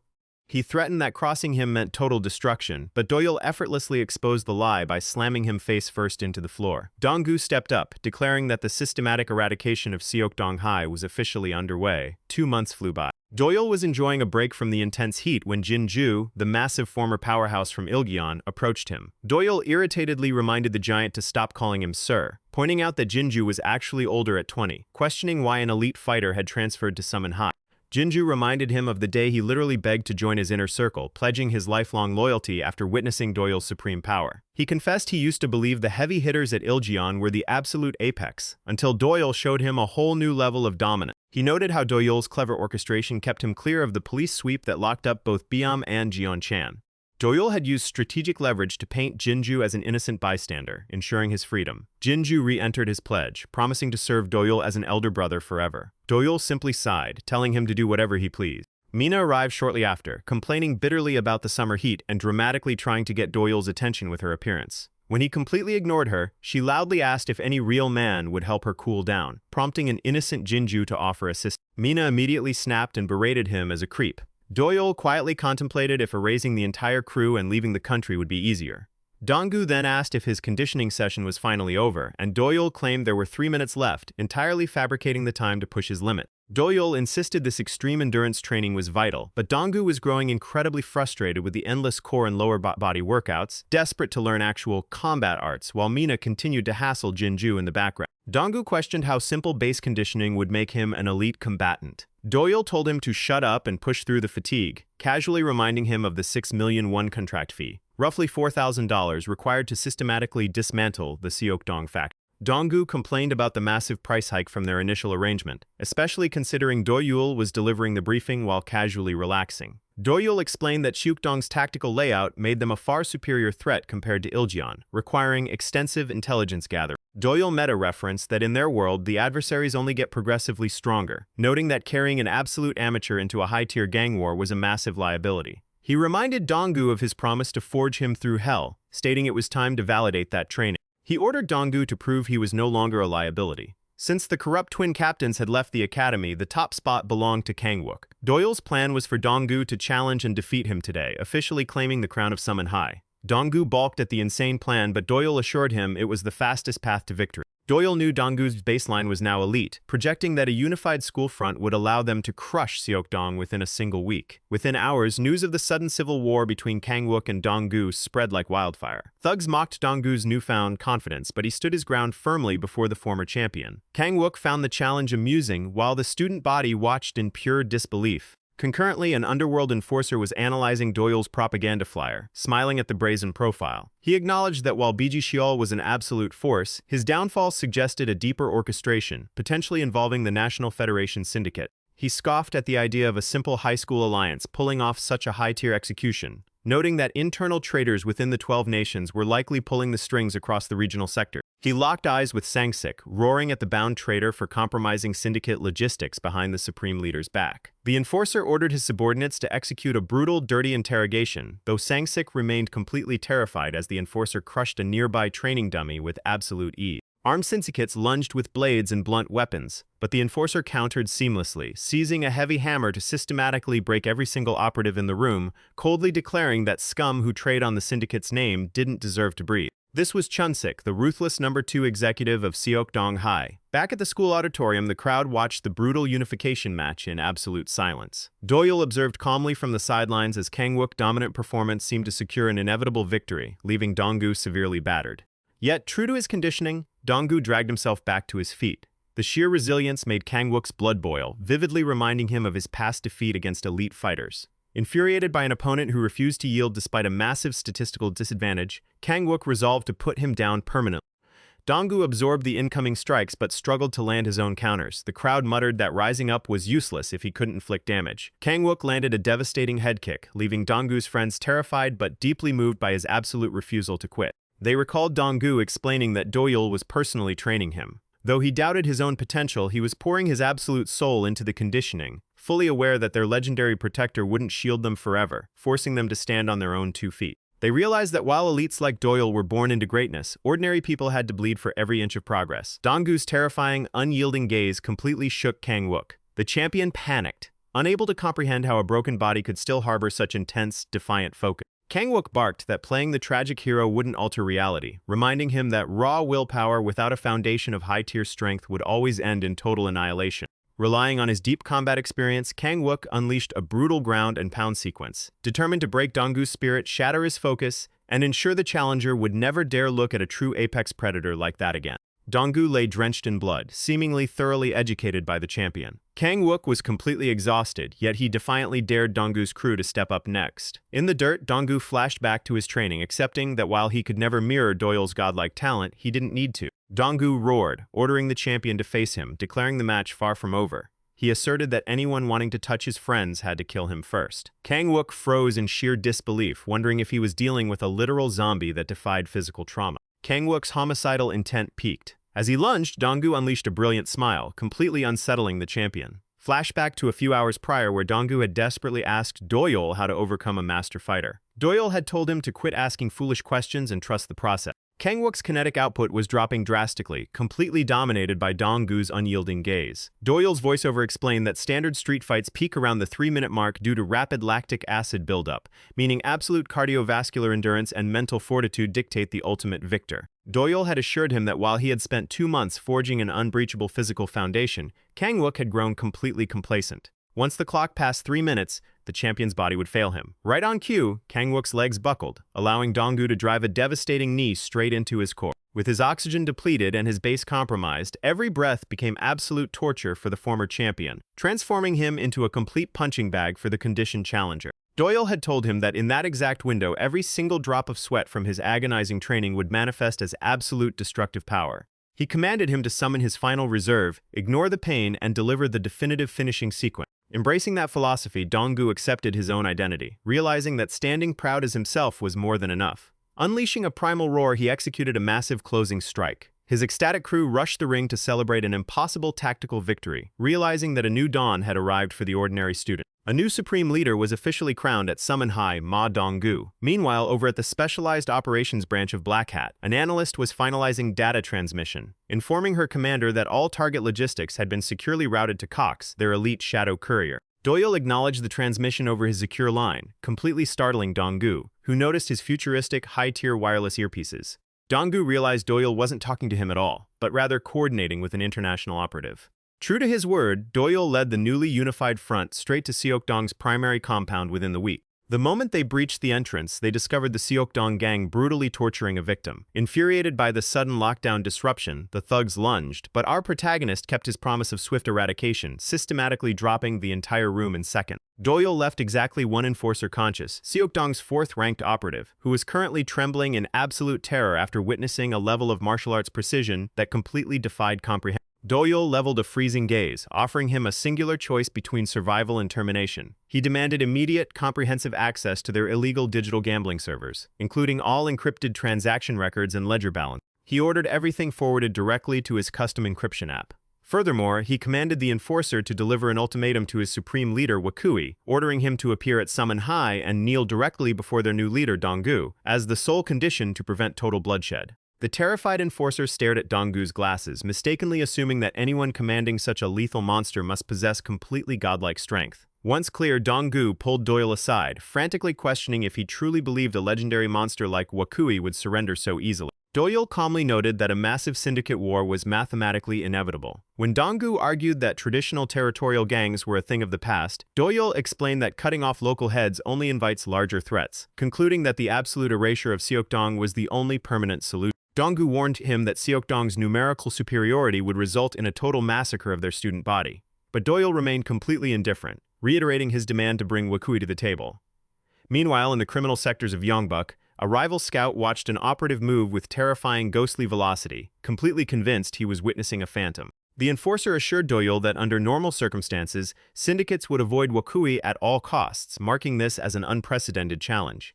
He revealed that their supreme commander was currently managing a high-level transaction out of state but promised to relay the ultimatum the second he returned to the capital, naming the absolute legend of the 12 nations, Wakui, sovereign of Seokdong. Meanwhile, inside a secure facility, a crippled Biji Cheol was being wheeled toward a visitation booth, informed of an urgent high-tier conference. Simultaneously, Chunsik was debriefing his vanguard at a local den, listening to reports regarding Doyul's opening assault. The enforcer downplayed Doyul's status, framing him as a mere subordinate to the newfound power, Donggu. He fabricated a story about dominant performance, claiming he had successfully beaten down the challenger despite their demands for a total surrender. Chunsik effortlessly shredded Doyul's propaganda flyer, dismissing the entire movement as delusional garbage. He scoffed at the fabricated rumors claiming a high school delinquent had permanently neutralized Biji Cheol, confident that the criminal underworld would see right through the deception. His subordinate nervously suggested a proactive counterstrike to prevent future complications, but Chunsik arrogantly maintained that insects of that caliber were completely beneath their notice, commanding his forces to ignore them entirely. Back at Sumo High, Donggu was intensely studying advanced combat footage mapping out Black Hat lethal methodologies. He anxiously asked Doyul if he truly believed a titan like Wakui would walk into their trap, only for Doyul to calmly state he would simply neutralize him on arrival. Donggu remained terrified of Wakui's legendary status, a fear echoed by Jinju, who solemnly confirmed that Seokdong's sovereign was a physical anomaly existing completely outside the standard boundaries of human limitation. When Doyul pressed for specifics, Donggu detailed an old middle school urban legend claiming Wakui had single-handedly slaughtered a rogue apex predator barehanded, an event that solidified his terrifying reputation across the state.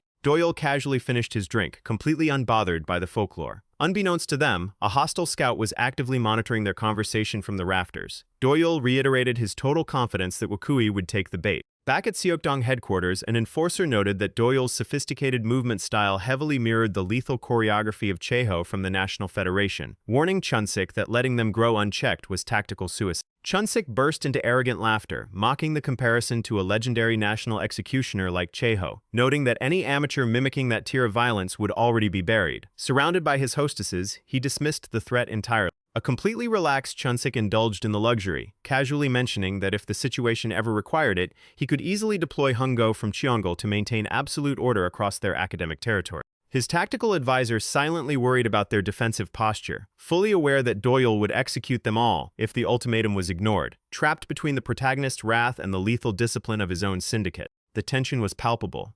The surrounding hostesses grew visibly uncomfortable with the underlying panic, which was abruptly shattered when a bloodied scout burst through the doors, screaming that their entire digital infrastructure had been completely compromised. Their illegal workshop databases had been completely wiped by a cyberstrike. A security alert materialized on screen from Donggu, mockingly revealing that their financial assets were officially locked, instructing them to report to Sumo High to negotiate directly with the supreme leader of the alliance. Doyul's psychological trap had worked perfectly. Chunsik shattered his device in a blind rage. Meanwhile, Doyul was navigating a rainy corridor under his umbrella, Suddenly, his heightened senses picked up an overwhelming, monstrous aura that had been trailing him since dawn. Back at the Seokdong compound, the heavy oak doors were violently thrown open as a massive silhouette crossed the threshold, sending the entire room into immediate submission as the sovereign materialized. The entire room executed a synchronized trembling bow. Chun-sik frantically apologized for the inadequate reception, completely terrified by the leader's dark expression. Wakui silently downed an entire bottle of vintage wine before coldly demanding the exact coordinates of Sumo High.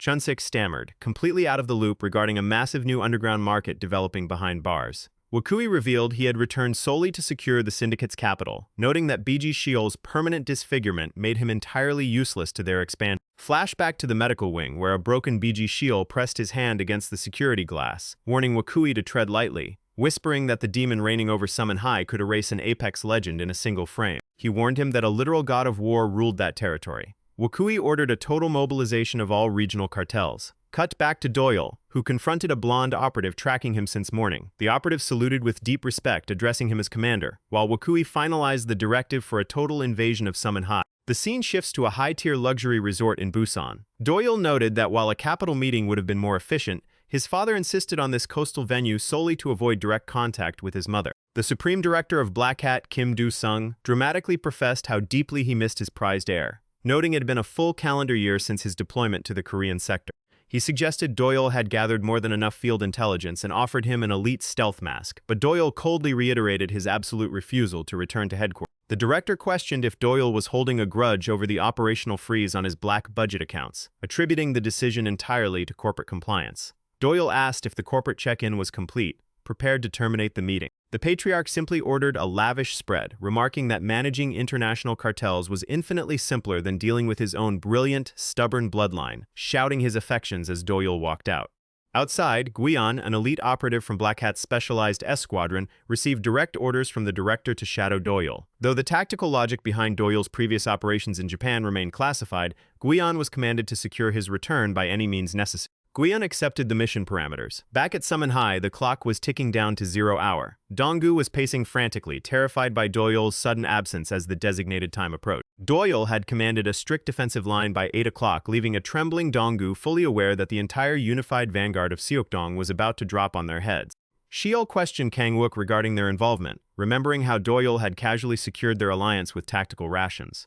Given Doyul's absolute leverage, Kang-wook admitted they had zero alternative but to hold the line, plotting a swift tactical retreat if the front lines collapsed. Suddenly, Jinju burst into booming laughter, ecstatically shouting that a high-tier war against Seokdong's main army was exactly what he had been dreaming of since his elite military service. He began aggressively flexing his massive frame to inspire the troops, while Mina and Yesel stood ready in their custom cheering gear. Yesel pointed out that a brutal gang war was an absurd place for a cheering squad, but Mina confidently asserted that prime visual support was mandatory for cinematic morale. Her loyalty remained exclusively with Doyul, who was still entirely missing from the compound. Donggu's anxiety spiked as the final seconds ticked away, prompting several frontline fighters to contemplate immediate desertion rather than facing Seokdong's wrath. Meanwhile, near the central transit grid, Donggu frantically messaged Doyul that he secured a tactical safehouse nearby, but Doyul completely ignored the logistics. The clock showed they were 11 minutes past the deadline. Suddenly, Doyul's shoulder collided heavily with a passing figure. Back at the school, Mina noted it was almost 8:30, completely past the designated deployment hour. Donggu let out a massive sigh of relief, instantly assuming that Seokdong had backed down from confronting their unified front. The defenders rejoiced, and Mina opened her rations to watch the anticipated clash, assuming the enemy had fled in absolute fear. Kang-wook lamented losing an opportunity to showcase his lethal development, but as he reached for a cigarette from Cheol, the entire front line froze in absolute horror as Seokdong's massive vanguard finally breached the perimeter. Donggu trembled violently as an overwhelming wave of enemy commanders materialized, featuring Jung-chan, the notorious Dooman from Muncheon, and Bae Jo-won, the lethal third-ranked executive of Seokdong. Following them was Chun-sik, and finally, riding an aura of absolute death, their sovereign, Waku. Concurrently, in the transit sector, Doyul was intercepted by the Nambarim Supreme Commander, Yu, who stood alongside his specialized vanguard. Guian tracked the threat instantly as Yu smiled coldly, stating that while they allowed a tactical retreat once, a second encounter meant absolute termination. Back at the academy, the absolute slaughter of Sumo High had begun. Wakui casually cracked open a beverage with his bare hands, lounging comfortably on a makeshift throne right on the battlefield, watching his overwhelming numbers systematically crush the defenders who were targeting Donggu. Wakui scoffed, questioning if this pathetic, spectacled kid was truly the tactical mastermind from the intelligence reports, dismissing him as a complete fraud riding the coattails of a phantom myth. He deduced that a pathetic amateur had merely used a cyber attack to hijack their servers. His lieutenants noted that the defense was completely non-existent, lacking any high-tier combatants. Wakui bit into his food, recalling Biji Cheol's haunting warnings about a true demon. Trapped in the fray, Dong-gu desperately visualized Doyul's close combat instructional videos, reminding himself to maintain absolute composure. But surrounded by an entire army targeting him as the commander, survival instinct overrode his focus as he faced a lethal beatdown. The secondary directive was absolute efficiency and cardiovascular pacing, conserving energy by utilizing minimal kinetic expenditure. It was masterful tactical advice, and while Dong-gu's conditioning was peak, he was completely overwhelmed by the pure mathematical reality of a one versus an entire army. Raw conditioning meant nothing against a rolling mob. Right before a lethal strike landed, his massive ally materialized, outfitted in tactical gear and armed with the specialized asset Doyul had provided for 2 million won, a high-tier semi-automatic Glock firing tactical non-lethal rubber round. The Vanguard checked on Dong-gu's status, but the distraction allowed Seokdong's elites to deliver a devastating blindside strike. Witnessing his ally take heavy damage, Dong-gu's true tactical rage ignited, screaming at the swarming mob for behaving like absolute cowards. The enforcers mocked him for relying on ballistics. Channeling his advanced close-quarters training, Dong-gu beautifully executed a fundamental dodge and weave sequence, delivering a flawless counterpunch that completely stunned the front line. Dong-gu was ecstatic to see his mechanical execution pay off, but the sheer volume of enemies kept pressuring his vanguard. Blindsided from the rear and pinned to the asphalt, Dong-gu channeled Black Hat's absolute final directive. He activated pure, unyielding survival instinct, locking his jaws onto an enforcer's leg with savage force. Nearby, Cheol frantically warned Kang-wook that they were outnumbered 10-1, urging an immediate retreat while the mob was occupied with Dong-gu. Kang-wook hesitated. He watched Dong-gu bleed for his alliance while Jin-ju single-handedly neutralized 30 operatives in a beautiful display of raw power. Seokdong lieutenants recognized the massive Iljeon champion, ordering their elite reserve units to eliminate him immediately. The tactical lieutenants sensed something amiss, questioning why Wakui had committed such a massive force to a standard territory cleanup.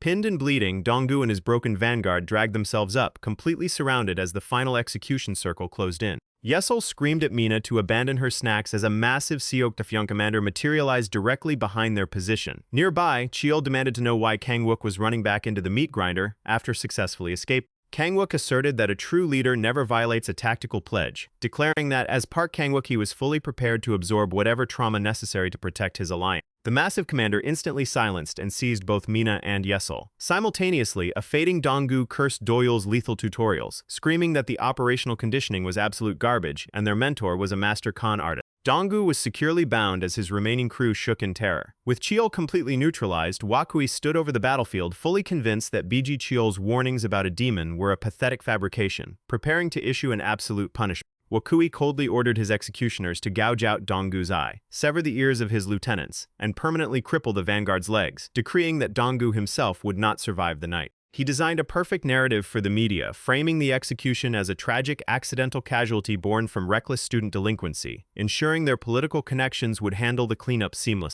A terrified defender broke down, frantically weeping and begging the sovereign for absolute mercy. Amused by the pathetic display, Wakui hurled a lethal blade directly into the dirt before him. Wakui offered the boy a complete pardon on a singular condition: take the blade and personally execute his bound leader, Dong-gu. As the boy trembling raised the weapon, the surrounding defenders screamed at the horrific betrayal. Weeping violently, the boy approached Dong-gu, screaming about the sheer futility of their rebellion against an unkillable underworld entity, lamenting that weaklings like them were always destined to be crushed. He cried out that true compliance would have prevented this nightmare, recalling Dong-gu's grand ambitions of protecting the helpless. Chunsik violently struck the boy, commanding him to terminate the target immediately and cut the pathetic emotional display. Mina and Yeyo watched in pure horror. Suddenly, a deafening kinetic impact echoed through the compound. It wasn't Doyul, but a bloodied Kang-wook who had arrived, roaring at the syndicate to back off or face immediate execution, internally questioning his own sudden heroism. Ever since the old regime collapsed, his worldview had shifted entirely. Remembering Doyul's assertion that they all belonged to the same alliance, Kang-wook locked eyes with the enemy, fully prepared to sacrifice his life for the Sumo High banner. In a flash of absolute speed, Chunsik blindsided him with a tactical blade. Mocking the former champion's audacity, Chunsik left him bleeding out on the pavement before handing the blade back to the trembling student to complete the execution. The kid wept, shouting that ordinary people never get a fair turn in a world ruled by monsters. Suddenly, a high-powered motorcycle breached the perimeter layout at extreme velocity. instantly neutralizing several Seokdong units as a freezing voice commanded him to drop the weapon. Doyul had arrived, accompanied by Guion. Doyul calmly requested an immediate head count of active hostiles, and Guion instantly confirmed exactly 87 targets. Doyul authorized a total engagement. The terrified student could only stare at their savior in absolute awe. The boy broke into tears of pure relief and repentance. Doyul ordered him to stand tall, declaring that their true counteroffensive had officially begun. Flashback to the transit grid where the Namburum commander had offered Doyul his personal high-tier motorcycle to ensure he made it back to his zone in time. Yu had acknowledged that their fated clash would have to wait, granting Doyul the asset to secure his perimeter. Back in the present, Doyul and Guion unleashed an absolute storm of high-speed martial arts precision. The Namburum vanguard had questioned Yu's generosity, but the Supreme Commander merely smiled, fully anticipating the glorious chaos Doyul was about to inflict on their mutual rival.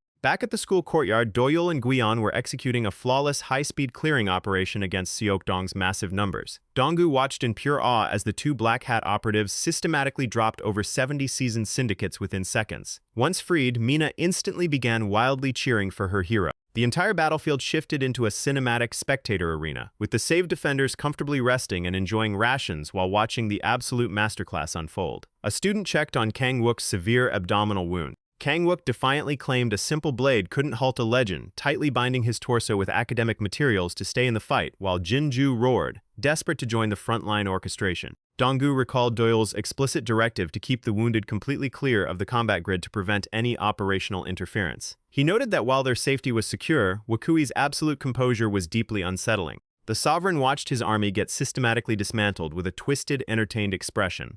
Chunsik stepped forward with a condescending sneer, mocking Sumo High for hiding such an elite secret weapon. He acknowledged that the rumors surrounding the legendary Thunder Fist, Doyul, were structurally sound, but warned him that individual martial precision wouldn't save him from the absolute apex of the 12 nations. Chunsik detailed his own dark history, revealing that before Biji Cheol unified Ilgyan, he was the original phantom who terrorized the southwestern sectors, becoming the absolute embodiment of fear. Jinju whispered a warning to Doyul, confirming Chunsik's psychopathic reputation for systematically dismembering anyone who crossed his business lines. Suddenly, a sickening crack echoed across the court.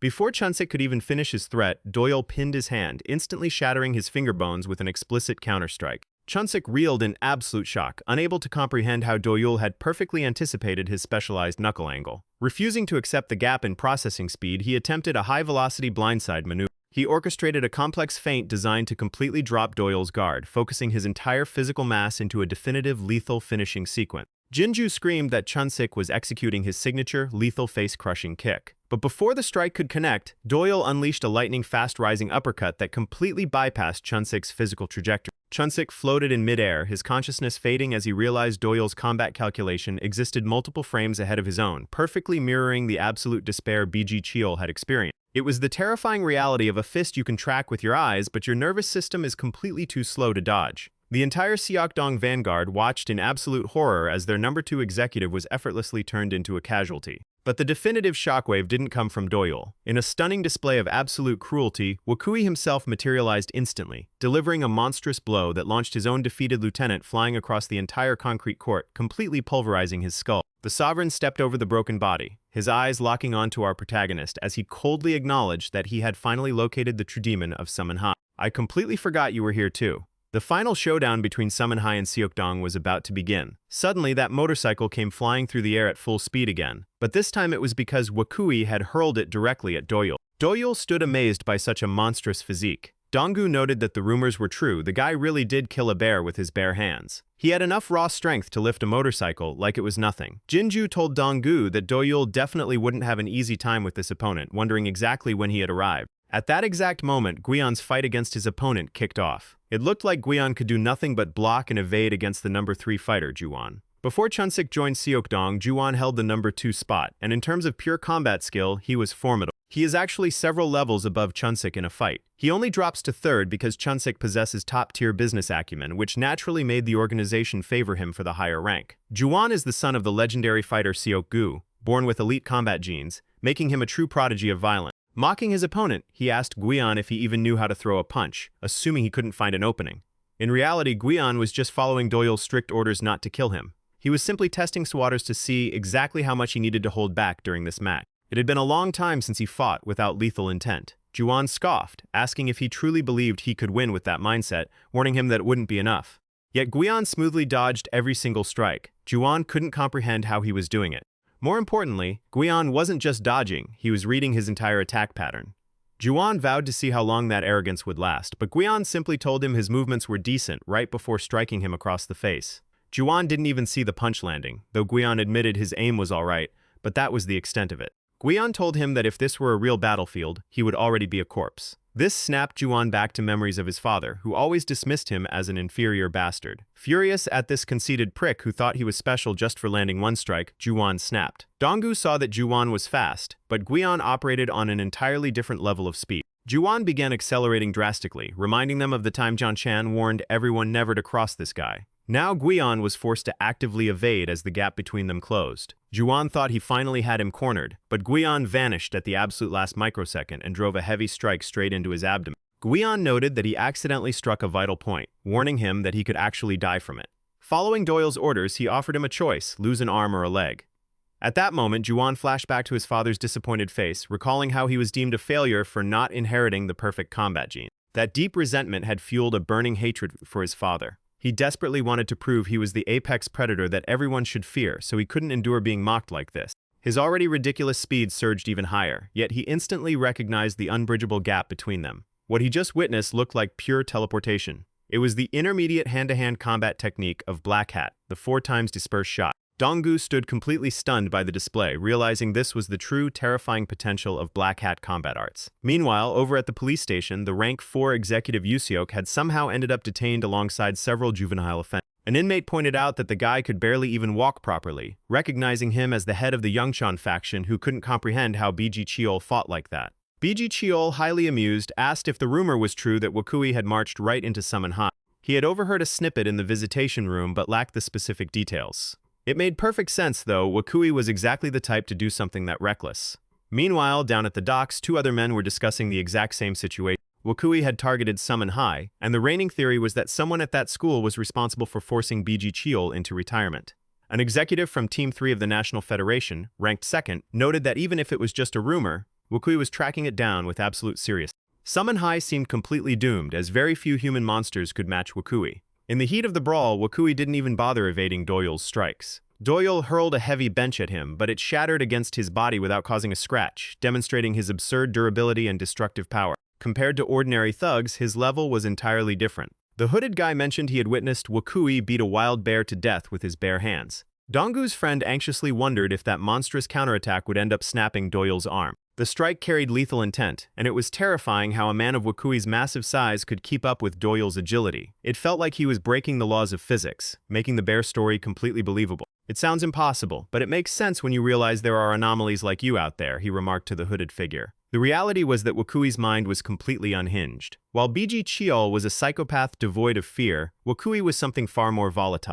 Wakui was a lunatic who became completely ecstatic whenever he caught a glimpse of danger. He didn't fight that bear out of survival instinct, he did it as a game because he was born with an unnatural physical framework. He was a man who couldn't feel fear, desperately chasing the thrill of it. Standing in front of him felt like staring directly into absolute despair. Doyul suddenly sliced off Wakui's ear, making people wonder if the monster was finally beginning to taste that strange emotion for the first time. Shifting focus back to Seokdong's number 4 executive, Chunsik confessed that he was running an illegal gambling ring and had decided to turn himself in.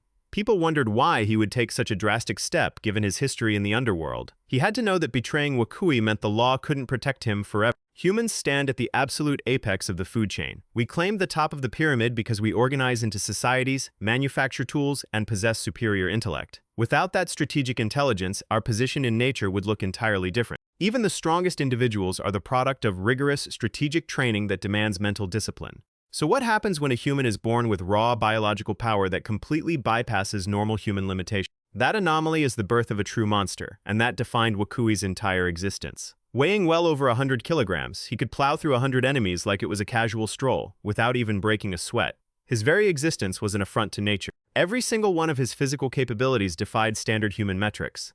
The legendary incident where he slaughtered a bear was only believed by those who saw the carnage firsthand, earning him the terrifying title of the Monster Wakui. In the entire country, only a select few could ever hope to match his raw power. Yet right now, that very monster had just lost his left ear to an opponent who wasn't even wielding a weapon, forcing him to realize he was facing an entity far greater than himself. Donggu couldn't comprehend how Doyul had torn the ear away. It looked like an impossibly clean, precise slice. Wakui spat that it was an impressive trick, demanding to know what kind of sorcery Doyul was pulling, since his movements had bypassed logic from the very start. Wakui launched a vicious surprise attack mid-sentence, but he still failed to land a single scratch on Doyul. He unleashed a frantic flurry of punches that hit nothing but air, infuriated by the absolute boredom written across Doyul's face. Donggu's eyes couldn't even track the sheer velocity of their exchange. An observer noted that Wakui was a flawless weapon ready to be deployed on any battlefield, questioning how an anomaly like that was just attending a regular high school. But as formidable as he was, his opponent was Doyul.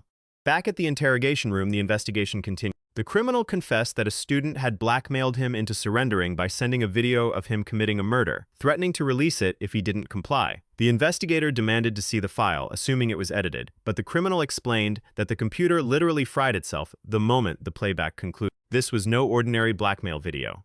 Back on the battlefield, Wakui laughed maniacally, stating he had spent his entire life waiting for an opponent of this caliber. Doyul calmly warned him that another strike was coming, and delivered it instantly. Wakui was genuinely ecstatic to face such power. In a sudden burst of speed, he managed to bypass Doyul and locked him in a powerful, crushing embrace. Having finally caught his slippery opponent, Doyul prepared to counter, targeting something far more vital than an ear this time.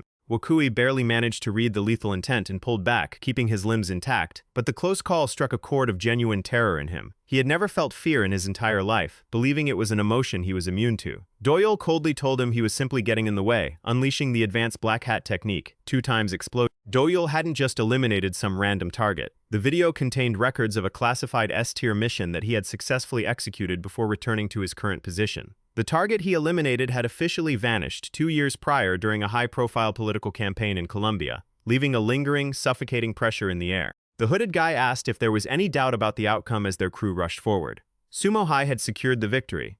Doyul bluntly reminded them that he was the one who won, not them. Kangwook looked on with pride, laughing that those crazy bastards actually pulled off the impossible. Doyul told them to give it a rest as Mina tried to push the crowd away to secure some alone time with him. With the second half of the school year ahead, it was finally their time to run the scene. Everyone cheered wildly, except for one person who knew he didn't deserve to share in the victory. "This feels like a total dream," muttered Chaiho, the commander of Team 3 of the National Federation. In the sweltering summer heat, Sumo High, a completely ordinary school, had just systematically dismantled Seokdong High, one of the 3 legendary powerhouse schools dominating Seoul.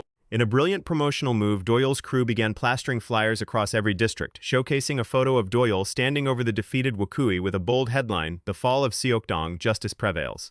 Rival gang members stared in disbelief, wondering how an ordinary crew managed to topple the monstrous Wakui. It proved you truly can't predict the underworld, which made the situation highly entertaining to the local bike crews. Chaiho informed his superior that the rumored mastermind behind Sumo High was a guy named Donggu, assuming he had to be an absolute beast to lay waste to Seokdong, suggesting they should recruit him. With a calm smile, the mastermind instructed Chaiho to bring him in without causing a scene. This individual was none other than Yuseok, one of the grand pillars controlling the National Federation. While the legendary feat echoed through the streets, it brought nothing but intense torment to one particular student. Up on the school roof, 2 students were talking. One confessed that the guilt was eating at his conscience and he couldn't just act like nothing happened. It was Donggu's friend who thanked him for showing mercy despite the betrayal, promising to always cherish his time at Sumo High before officially transferring out of the district. Donggu groaned, asking why the hell they were back when they didn't even care about anime. Sitting in the club room were Kangwook, Cheol, and Jinju, effectively stepping in to fill the void left by their departed friend. Cheol approached Doyul while he was eating, telling him to just give the word on who needed to be eliminated first. Mina walked in complaining about the intense summer heat, teasing if anyone wanted to see her lose some layers. Cheol snapped that the AC was running perfectly fine and reminded her that proper school uniforms were mandatory for club entry. Yesol entered right behind her, calling the place a haven for nerds, but Donggu was mostly stunned by Kangwook's casual presence. Jinju gathered everyone together to snap a group photo. They all struck their own unique poses as their unconventional street family continued to expand. Sumo High was completely transforming, and vulnerable students expressed immense gratitude to Donggu for making the school a safe place. Doyul bluntly told them he didn't do it out of charity, announcing that if they wanted this protection to continue, they would need to pay a premium fee starting tomorrow. Meanwhile, one of Donggu's friends asked if he wanted to catch an exclusive idol documentary screening that was dropping soon. Donggu was completely on board, but Doyul cut him off, calling the plan an absolute waste of time. He announced that they were heading down to Yeyo Island for a month-long training camp, telling them to pack their bags immediately because vacation meant the real hell was about to start. With Cheol assigned as their primary drill instructor, the special rehabilitation program promised to be an absolute nightmare. As the summer break commenced, Mina and Yeyo were thrilled to be spending a whole month beachside, snapping endless photos for social media. While the girls fussed over filters, Doyul lounged like a king on a private chair placed right in the middle of the sand. Mina slid over, offering to rub some oil down for a quick photo op, but Doyul told her it would cost her a massive fee per limb. A few yards away, Donggu, Kang-wook, and Jinju were sweating bullets, trying to flip a massive tractor tire. Donggu whined about why the girls got to relax while Cheol barked orders at them to move their legs, yelling that their current sluggish pace would never get anyone killed. Donggu desperately wanted to ditch the camp, but Cheol made it clear that any attempt to desert would result in an immediate beatdown. The rest of their crew had read the room and made up classic excuses about strict parents to avoid coming, leaving Donggu full of immediate regret. Cheol delivered a swift kick to his backside, demanding to know how he expected to survive a real fight with that pathetic reaction time. Donggu gasped that the strike had completely taken the wind out of his solar plexus, but Cheol showed zero mercy, ordering him back on his feet. He asked if he lacked the drive to conquer his enemies, leaving Donggu wondering why on earth he would want to kill anyone in the first place. By the end of the grueling month, Cheol repeated his intense question, and all three boys conditioned by the regime chanted in unison that they were ready to destroy anyone in their path. Mina and Yeyo watched in absolute horror, realizing a mere month had transformed the boys into complete lunatics, as Donggu begged to be unleashed on an assignment. Mina muttered that witnessing this psychological breakdown first thing in the morning was deeply unsettling. Down in the vibrant entertainment district of Yeyo Island, inside the main headquarters of the local syndicate, Doyul sat poking at his food, mentioning he wasn't a fan of raw seafood and wished he had ordered pork, though he'd still finish the plate. The intimidating man sitting across from him was the reigning boss of the Yeyo underworld, Hanel. He nervously asked what brought the legendary killer to his turf, vividly remembering how Doyul had previously smashed his jaw and left him with a mouth full of expensive gold dental work. Doyul casually asked if he was still running his human trafficking rings. Hanel quickly raised his hands, swearing that ever since Doyul re-educated him, he had reformed his operations to run strictly legitimate businesses, even if the profit margins were significantly lower. Doyul scoffed, stating he knew all about the massive illegal underground fighting ring Hanel was currently operating. Hanel broke into a cold sweat, terrified by the information leak. Doyul pushed the plate away, reiterating his dislike for the dish, before detailing the tournament layout: 10 elite fighters trapped inside a massive 15-foot steel enclosure. The last man standing wins with zero restrictions or weight limits.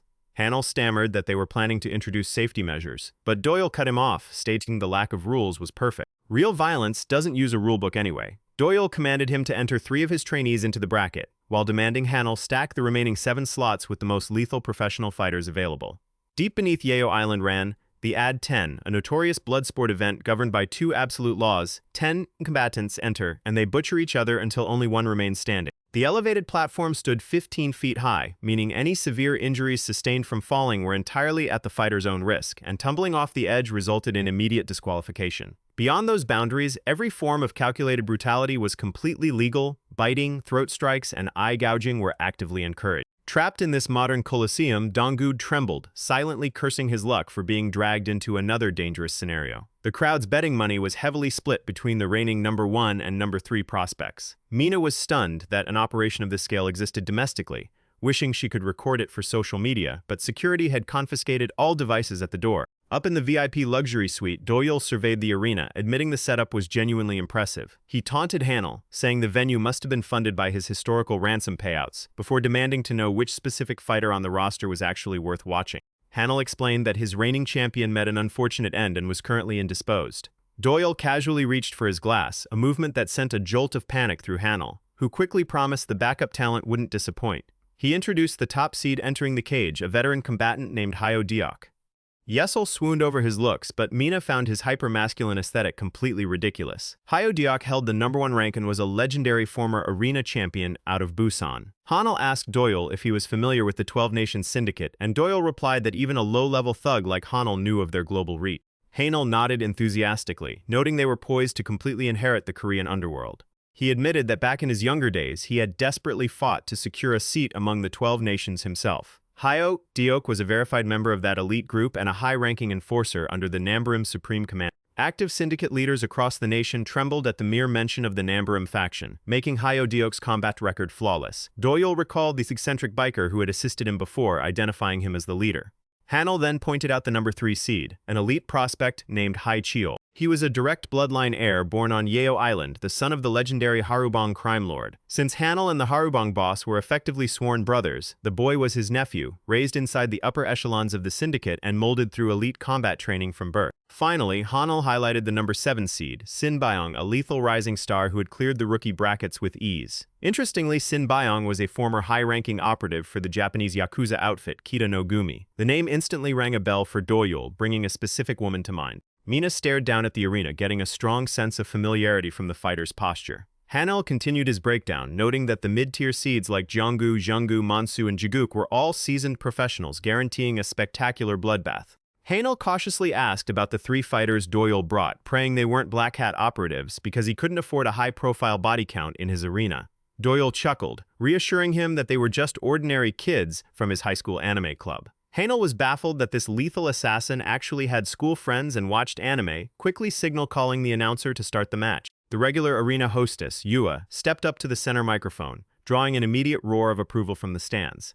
She welcomed the exclusive audience to a thrilling high-stakes Saturday night event packed with pure adrenaline, raw brutality, and high cinematic tension, formally declaring the opening of the Ad 10.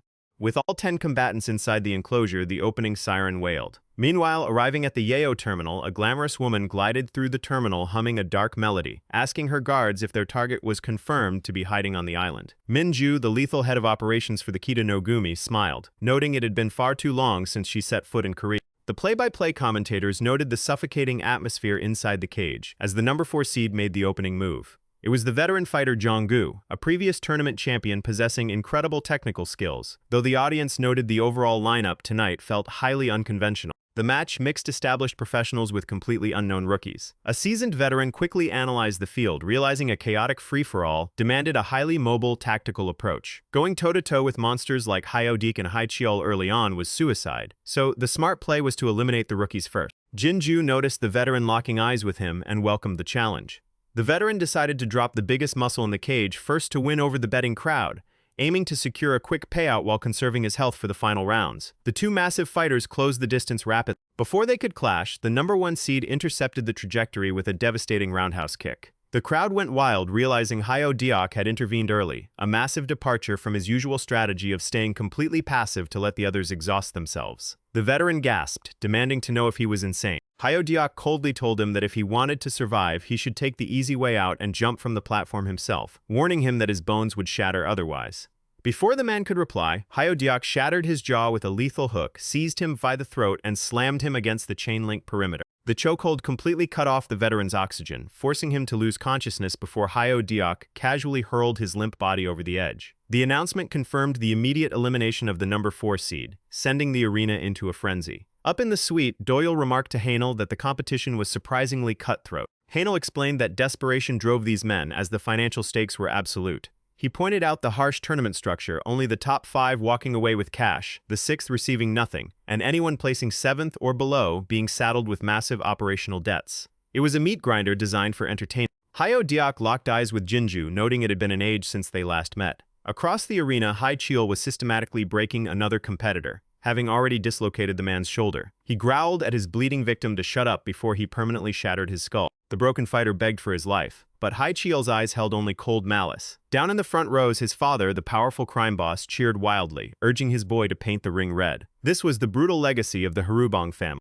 Within seconds, the mid-tier seed was officially disqualified after being broken by Hai Cheol. Kang-wook watched the display with a cold sweat, unable to comprehend how a crowd could cheer for someone actively torturing a human being. The entire arena carried a deeply psychotic energy. Hai Cheol slowly turned his gaze toward Kang-wook, who instantly tried to blend into the background, but he was already marked. Hai Cheol swaggered over, mocking Kang-wook's weak posture and ordering him to get on his knees, laughing that he despised cowards. Another fighter charged into the fray simultaneously. Suddenly, it turned into a chaotic, asymmetrical ambush. Kang-wook found himself completely overwhelmed, unable to mount a proper defense against the fluid coordination of his attackers while the audience cheered the display of raw dominance. Sin Byung intercepted the flankers, calling them pathetic parasites, driving a brutal elbow directly into a fighter's neck before lifting him overhead and throwing him across the steel.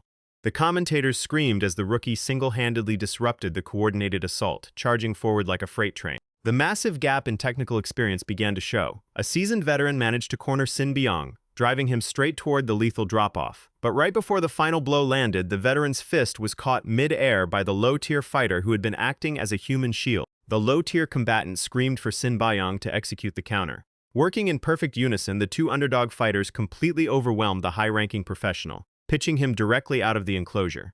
The commentators roared that the traditional hierarchy was shattering, as the raw chaos of the rule set took over. High-ranking veterans were dropping like flies in the opening minutes of the tournament. Meanwhile, across town at the Harubang Syndicate headquarters, a bloodbath had occurred. A tech specialist informed Minju that all encrypted intelligence drives had been secured, asking for her next destination. She checked the coordinates, noting the parties was at the arena. Kang Wook tried to negotiate, claiming that his fighting style was built on enduring high levels of trauma, but there was no profit in them breaking each other early. He suggested they clear the rest of the fodder before settling their score in the final bracket, but High Cheol just laughed in his face. To High Cheol, Kang Wook was nothing more than an entertaining punching bag, and tearing apart weaklings was his absolute favorite pastime. While they parleyed, Donggu was taking a severe beating from a pair of professional enforcers on the other side of the ring, completely unable to establish a guard against a coordinated double team. Jinju tried to break away to protect his leader, but the split-second distraction allowed Hyo Deok to blindside him with a crushing kick.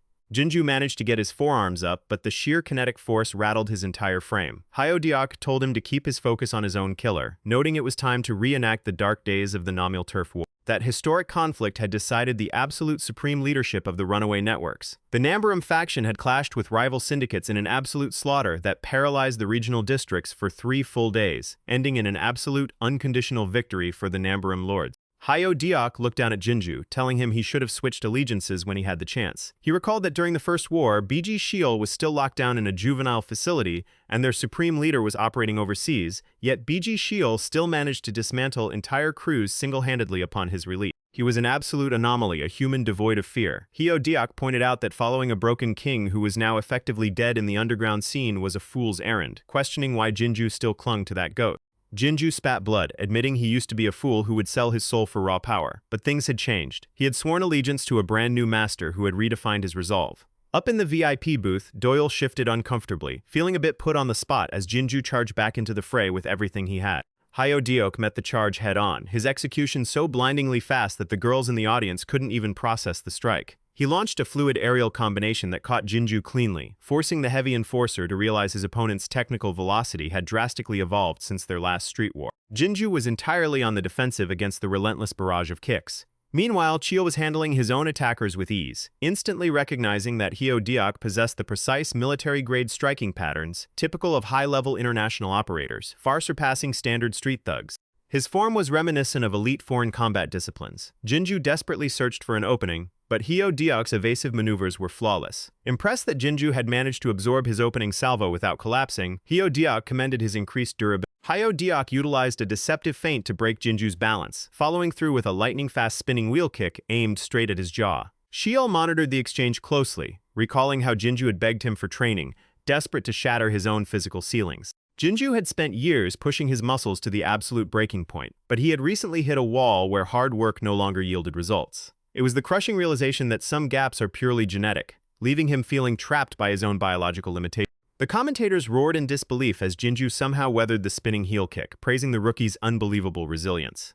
Hyo Deok's annoyance spiked as Jinju pressed forward again, forcing him to rely on low, sweeping kicks to disrupt the heavy enforcer's momentum. Mid-exchange, a heavy counter-strike to the chin briefly disconnected Jinju's consciousness. Cheol knew right then that Jinju still lacked the technical precision to overcome a seasoned master like Hyo Deok. Crashing to the canvas, Jinju stared at the bright stadium lights, questioning if this was truly the absolute limit of his potential. Born prematurely at a critically low birth weight, Jinju had spent his entire childhood lagging behind his peers in every physical metric. In the brutal social ecosystem of school, his small stature made him an instant target for every bully in the district. He survived 14 years as a universal prey animal until a single turning point changed his life. When he first picked up weight training, his progress was painfully slow, but his dedication was absolute. By the next school year, his body had exploded in size, leaving his former classmates completely unable to recognize the towering figure before them. The world's perception of him shifted instantly as he rotated relentlessly through boxing, taekwondo, and the weight room. His peers joked that he was training for the Olympic Games given his insane 5-times-a-day workout regimen, warning him that skipping classes to lift weights would ruin his academic future. But as his obsession with building a physical armor grew, he eventually collided with a cold reality. Pure genetics often dictated the ultimate ceiling of human power, regardless of a commoner's work ethic. His old gang associates would mock him for turning down drinking sessions just to spend hours in the gym, laughing at his dream of reaching the pinnacle of the combat world. He couldn't completely overcome a genetic elite through standard training alone, a truth he was acutely aware of. Yet, the announcer screamed as Jinju slowly hauled his massive frame back up, locking his jaw with absolute defiance. Yeyo Island growled at him to stay down, thoroughly irritated by his refusal to accept reality. Yeyo Island lunged instantly, restarting the brutal exchange. Jinju managed to graze him, but absorbed a devastating knee to the face in return. He simply couldn't match Yeyo Island's combat velocity, internally acknowledging to his mentor that while he understood his natural limitations, his pride refused to let him surrender. He knew he wasn't currently equipped to conquer the highest tier of the underworld, but real combat offered lessons that no gym could ever replicate.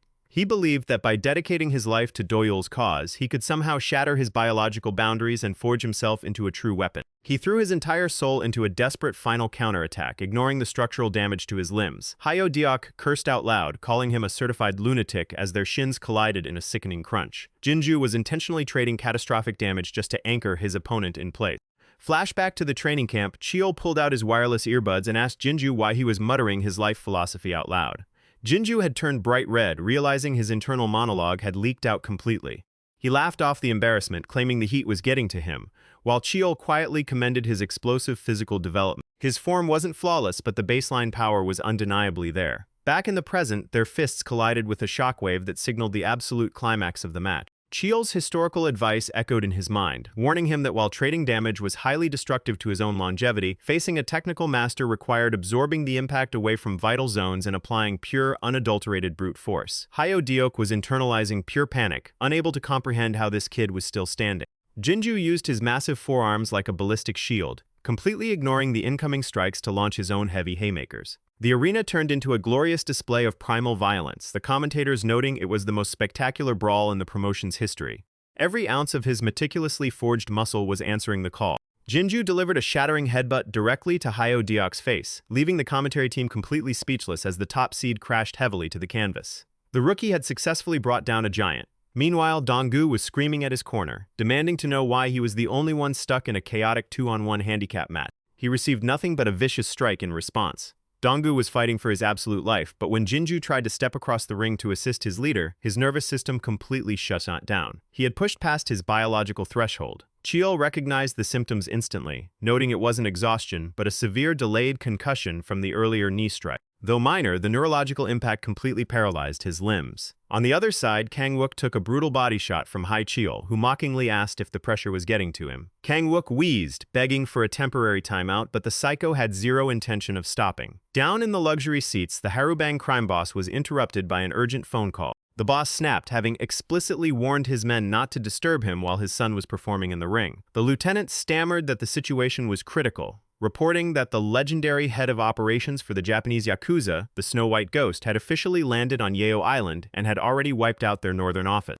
The boss went pale, realizing their main intelligence drives were compromised. He kicked his lieutenant in a rage, refusing to let a foreign operative dictate terms on his territory, commanding them to mobilize every single enforcer in the region to eliminate her immediately.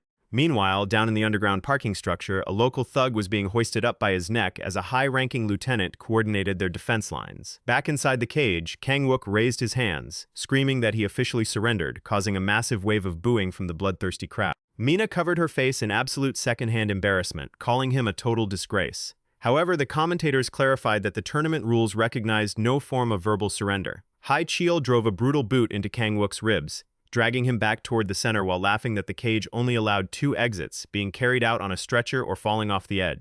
Cheol ground his heel into Kang-wook's ankle, intentionally torturing the joints while mocking his agonizing cries. He made it clear he had no intention of letting him off easy, as watching a former regional champion beg for mercy was far too entertaining to cut short. He was using him as a psychological tool to terrify the remaining fighters. At that moment, Minju and her elite vanguard breached the lower facility doors. She surveyed the massive underground stadium, musing that the local syndicates must have cleaned out major assets to afford a fortress of this scale, wondering if their missing operational funds had been funneled here. Her lieutenants confirmed that the facility's cash flow was highly anomalous. Minju smiled, noting that reclaiming those assets was their top priority. As they advanced through the main corridor, a massive security detachment blocked their path, demanding to know if she was the infamous Snow White Ghost. She lowered her sunglasses with a cold laugh, asking if they were trying to flirt before unleashing her blades. Inside the cage, Cheol watched the torture, cursing Kang-wook for being an absolute idiot.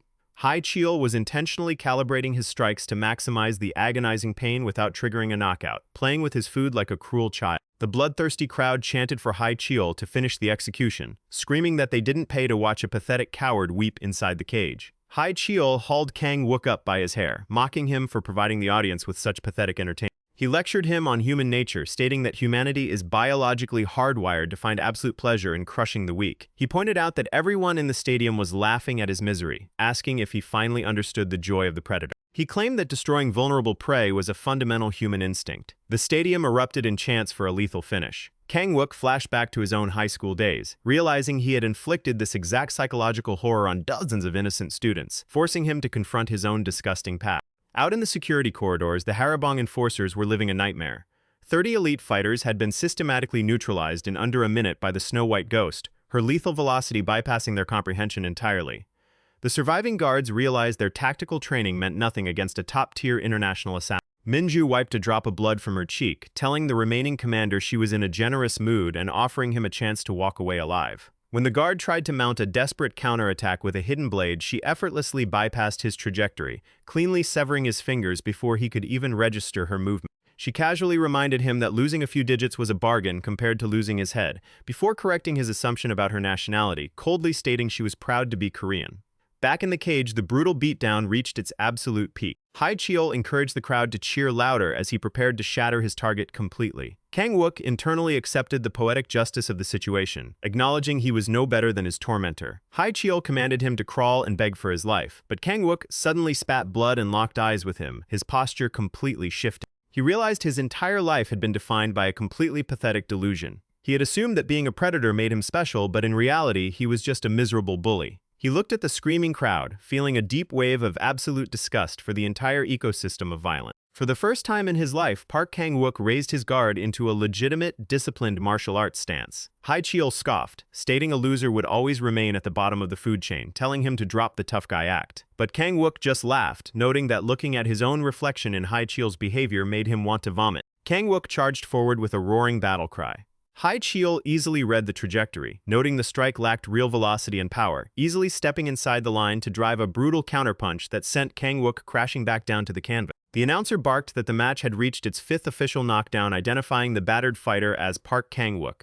Due to an early growth spurt, Kang-wook had always been significantly larger than his childhood peers, a simple biological accident that handed him unearned dominance. Even when his classmates eventually caught up to him in size, the psychological fear kept them submissive, allowing him to run extortion rackets across the entire district. He spent his high school years coasting on intimidation, completely blind to the fact that he possessed zero genuine strength. That delusion shattered the moment he crossed paths with a true apex predator, instantly throwing him into the deep, terrifying darkness of being the helpless prey, enduring endless physical and psychological torment against his will. It was only after experiencing that exact terror firsthand that his ignorant mind finally understood the sheer, agonizing horror he had inflicted on others. Trapped in that psychological abyss, he wondered why he had ever found joy in breaking human spirit. The crushing weight of his guilt made him scream out in pure agony. High Cheol laughed hysterically, thrilled that his favorite toy still had the nerve to pull itself up, completely unaware that Kang-wook's motivation had completely transformed. His gaze was sharp and focused. High Cheol unleashed a frantic combination, but Kang-wook absorbed the impact cleanly on his guard, refusing to let his focus waver despite taking heavy structural damage to his ribs. He recalled his intense training under Guion,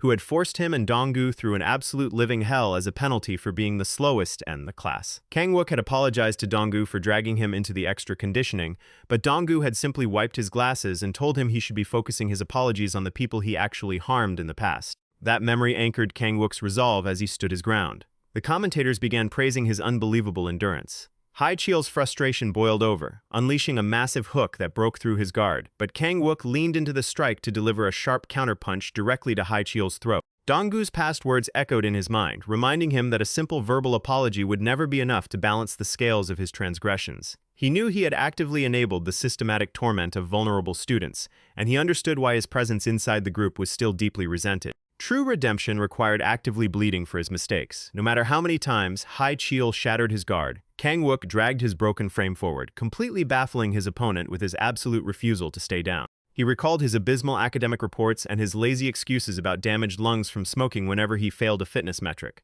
His younger self had laughed off his failures, claiming that hard work was strictly for losers. While everyone around him fought with burning passion to carve out a future, he had spent his life chasing cheap thrills and running away from real challenges. He was a complete fraud who had wasted his youth hiding behind a facade of intimidation. But that fraud was officially dead. With a roaring declaration of war, Kang Wook launched himself into a final, spectacular aerial kick that hit High Cheol with enough kinetic force to drive the elite air across the arena floor, plunging the entire stadium into a stunned silence. The tactical advantage had completely warped. High Cheol, who had dominated the entire match, found himself backed against the perimeter wires by a bloodied amateur. Enraged at being humiliated by a toy, he screamed a curse, unleashing a desperate barrage to regain control of the cage. Kang Wook's equilibrium finally shattered under the counter-offensive, driving him right over the elevated rim. As he began to fall, he remembered Donggu's challenge to finally start living with real accountability and to actively pay his debts to society. Donggu had left a symbolic rehabilitation tracker on his desk, promising a stamp for every genuine act of protection he provided to the crew, challenging him to fill the entire card as a promise of his reformation.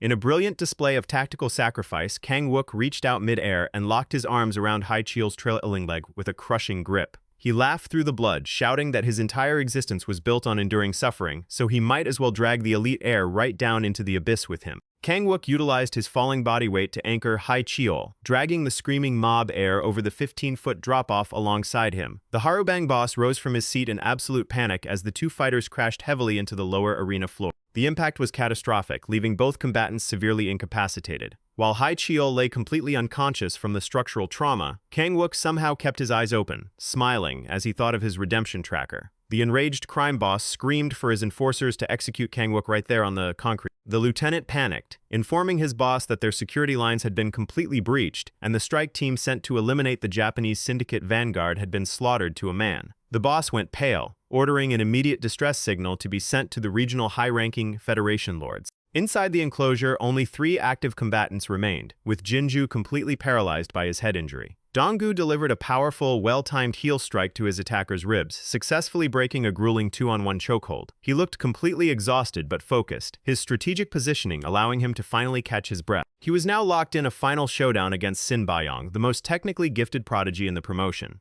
Every single strike from the former Yakuza enforcer carried lethal velocity, forcing Donggu to expend massive energy just to maintain a basic guard. It felt like trying to navigate a flawless tactical maze. Meanwhile, Minju navigated the complex corridors, noting the absolute secrecy of the layout explained how they had evaded law enforcement for so long. Her secretary confirmed that Sin Byong was currently active inside the central cage, confidently dropping his drink as they approached the primary access door. Back inside the cage, Sin Bayong pressed his offensive with terrifying precision. Donggu carefully analyzed the rhythm of the strikes, plotting a low duck to slip under the next high hook to execute a definitive counterstrike, but his trajectory was suddenly compromised by a hidden flanker. The final remaining mid-tier fighter grabbed Donggu from behind in a desperate hold. Sin Bayong capitalized instantly, driving a full-force strike into Donggu's exposed ribs that fractured the bone and completely blurred his vision, leaving him trapped in a lethal crossfire. The mid-tier fighter flashed back to his mother's funeral, where predatory loan sharks had confronted him over massive outstanding medical debts, warning him that entering the Ad-10 was his absolute last chance to avoid a complete underworld liquidation. He knew the tournament was a meat grinder, but the desperation to protect his younger siblings forced him to discard his humanity to ensure a payout. Donggu delivered a series of sharp rear elbows that forced the desperate fighter to cough up blood, but the man held on with the strength of a demon, driving them both toward the high drop-off. Donggu utilized a desperate vertical knee strike to break the grip right at the absolute edge of the platform. The mid-tier fighter had previously suggested a tactical alliance to split the grand prize money, noting it would be more than enough to clear their family debts and secure a future, reminding him that his mother had always shown him kindness when he was running the streets. But Sin Bayong had zero interest in their sob stories, sweeping their legs with a brutal low kick that sent them both tumbling over the rim. The commentators went absolutely wild as the sudden elimination sequence unfolded. In a spectacular display of devotion, Jinju used his final ounce of physical strength to catch Donggu's wrist mid-air, utilizing his own body weight as a counterbalance to hoist his leader back onto the platform while he tumbled down into the darkness below. The arena erupted over the incredible display of loyalty. The bracket had officially narrowed down to the final 2 combatants, Sin Byong and Donggu. Dong-gu scrambled back to his feet, his eyes immediately scanning the lower floor to check on Jinju's condition, but the distraction left him completely vulnerable to a lightning-fast flying kick. Sin Baiyong barked a laugh, thoroughly annoyed by their dramatic displays of camaraderie, stating that reliance on others was an absolute sign of weakness. He mocked Dong-gu for surviving purely on the calculated sacrifices of his brainless lackeys. He claimed that real apex predators always operate entirely alone. Dong-gu spat a mouthful of blood, coldly telling the Yakuza assassin that he would never understand the absolute power of a real family, promising to lay him out for disrespecting his crew. Sin Baiyong lunged forward with blinding speed, his striking velocity completely overwhelming Dong-gu's compromised vision. He bypassed the guard effortlessly, seized Dong-gu by his hair, and slammed him face-first into the reinforced steel floor. Dong-gu's consciousness began to fade into blackness. His mind drifted back to the initial grueling weeks at the training camp, where Doyul would routinely kick him back to his feet whenever he collapsed from exhaustion, bluntly telling him that the real world didn't offer timeouts for weaklings. Dong-gu had wept, claiming his muscles had reached their absolute structural limit, but Doyul had simply ignored his complaints to focus on his handheld gaming console, telling him that real progression only begins once your body completely fails you. Sin Baiyong stood over him, mocking his title as the leader of Sumo High, telling him his technical execution was a complete joke compared to international standards. Dong-gu slowly pushed himself up from the canvas, reminding his opponent that he had accepted the responsibility of leadership, meaning backing down was no longer an option. He recalled how Doyul had forced him to train through the night while the rest of the world slept, refusing to let him settle for mediocrity. Doyul had reminded him that since they chose to walk this violent path together, absolute trust in the process was his only option for survival. That conviction reignited his motor functions. Dong-gu anchored his feet against the steel plates, unleashing a roaring battle cry as he mobilized for a final decisive engagement. Sin Baiyong met the charge with a confident smirk, mocking his readable velocity. At that exact moment, the main heavy doors were blown completely off their hinges as Minju breached the arena. What she witnessed was a flawless execution of the black hat technique gunned 2 times. Dong-su's strike landed with the force of an artillery shell, completely bypassing Sin Baiyong's guard. The sheer kinetic impact lifted the Yakuza prodigy off his feet and launched him directly out of the cage, shattering the promotion's undefeated record in a single microsecond. The stadium went completely silent before erupting into absolute pandemonium. The announcer's voice cracked over the PA system, declaring Dong-gu the absolute undisputed champion of the AD-10. Mina stared down from the stands in absolute disbelief, unable to process how the school nerd had just conquered a professional fighting ring. Jiju stood frozen by the cage entrance. She recognized the signature assassination mechanics instantly. Looking across the VIP tier, her eyes locked directly onto Doyul, who was calmly sipping his drink beside Hanel. Her blood ran cold as she realized the monstrous killer responsible for the destruction of their Japanese leadership was operating right in front of her. She instantly ordered her vanguard to abort their mission and prepare for an immediate tactical retreat. Her lieutenant was baffled, pointing out that their target was right within their grasp, but Minju made it clear that crossing paths with Doyul here meant complete annihilation for their entire crew. Before they could exit the lobby, a massive contingent of heavily armed Harubong enforcers cut off their path.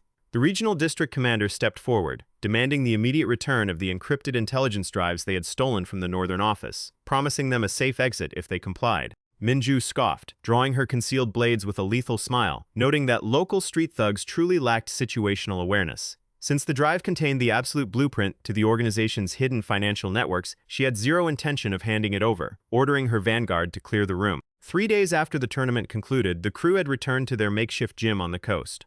Kang Wook was begging Dong-gu for his performance stamps, but Dong-gu withheld them, stating he needed to review his behavior chart first. Jinju was already back on the weights despite his heavy bandaging. When asked about the massive cash reward from the tournament, Doyul casually revealed he had already spent the entire sum on a luxury penthouse suite at a 5-star resort to serve as their operational headquarters for the remainder of the camp.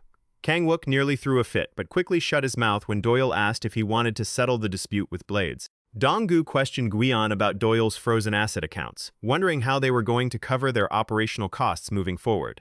Guion explained that Doyul's standard contract fee for international assignments surpassed 100 million won per hour, meaning the tournament prize money was essentially pocket change to him. With their physical parameters drastically enhanced, the training camp officially concluded. Upon their return to the mainland, the morning news broadcasts carried reports detailing the sudden, unexplained disappearance of the top 4 crime lords governing Yeyo Island, leaving law enforcement completely paralyzed.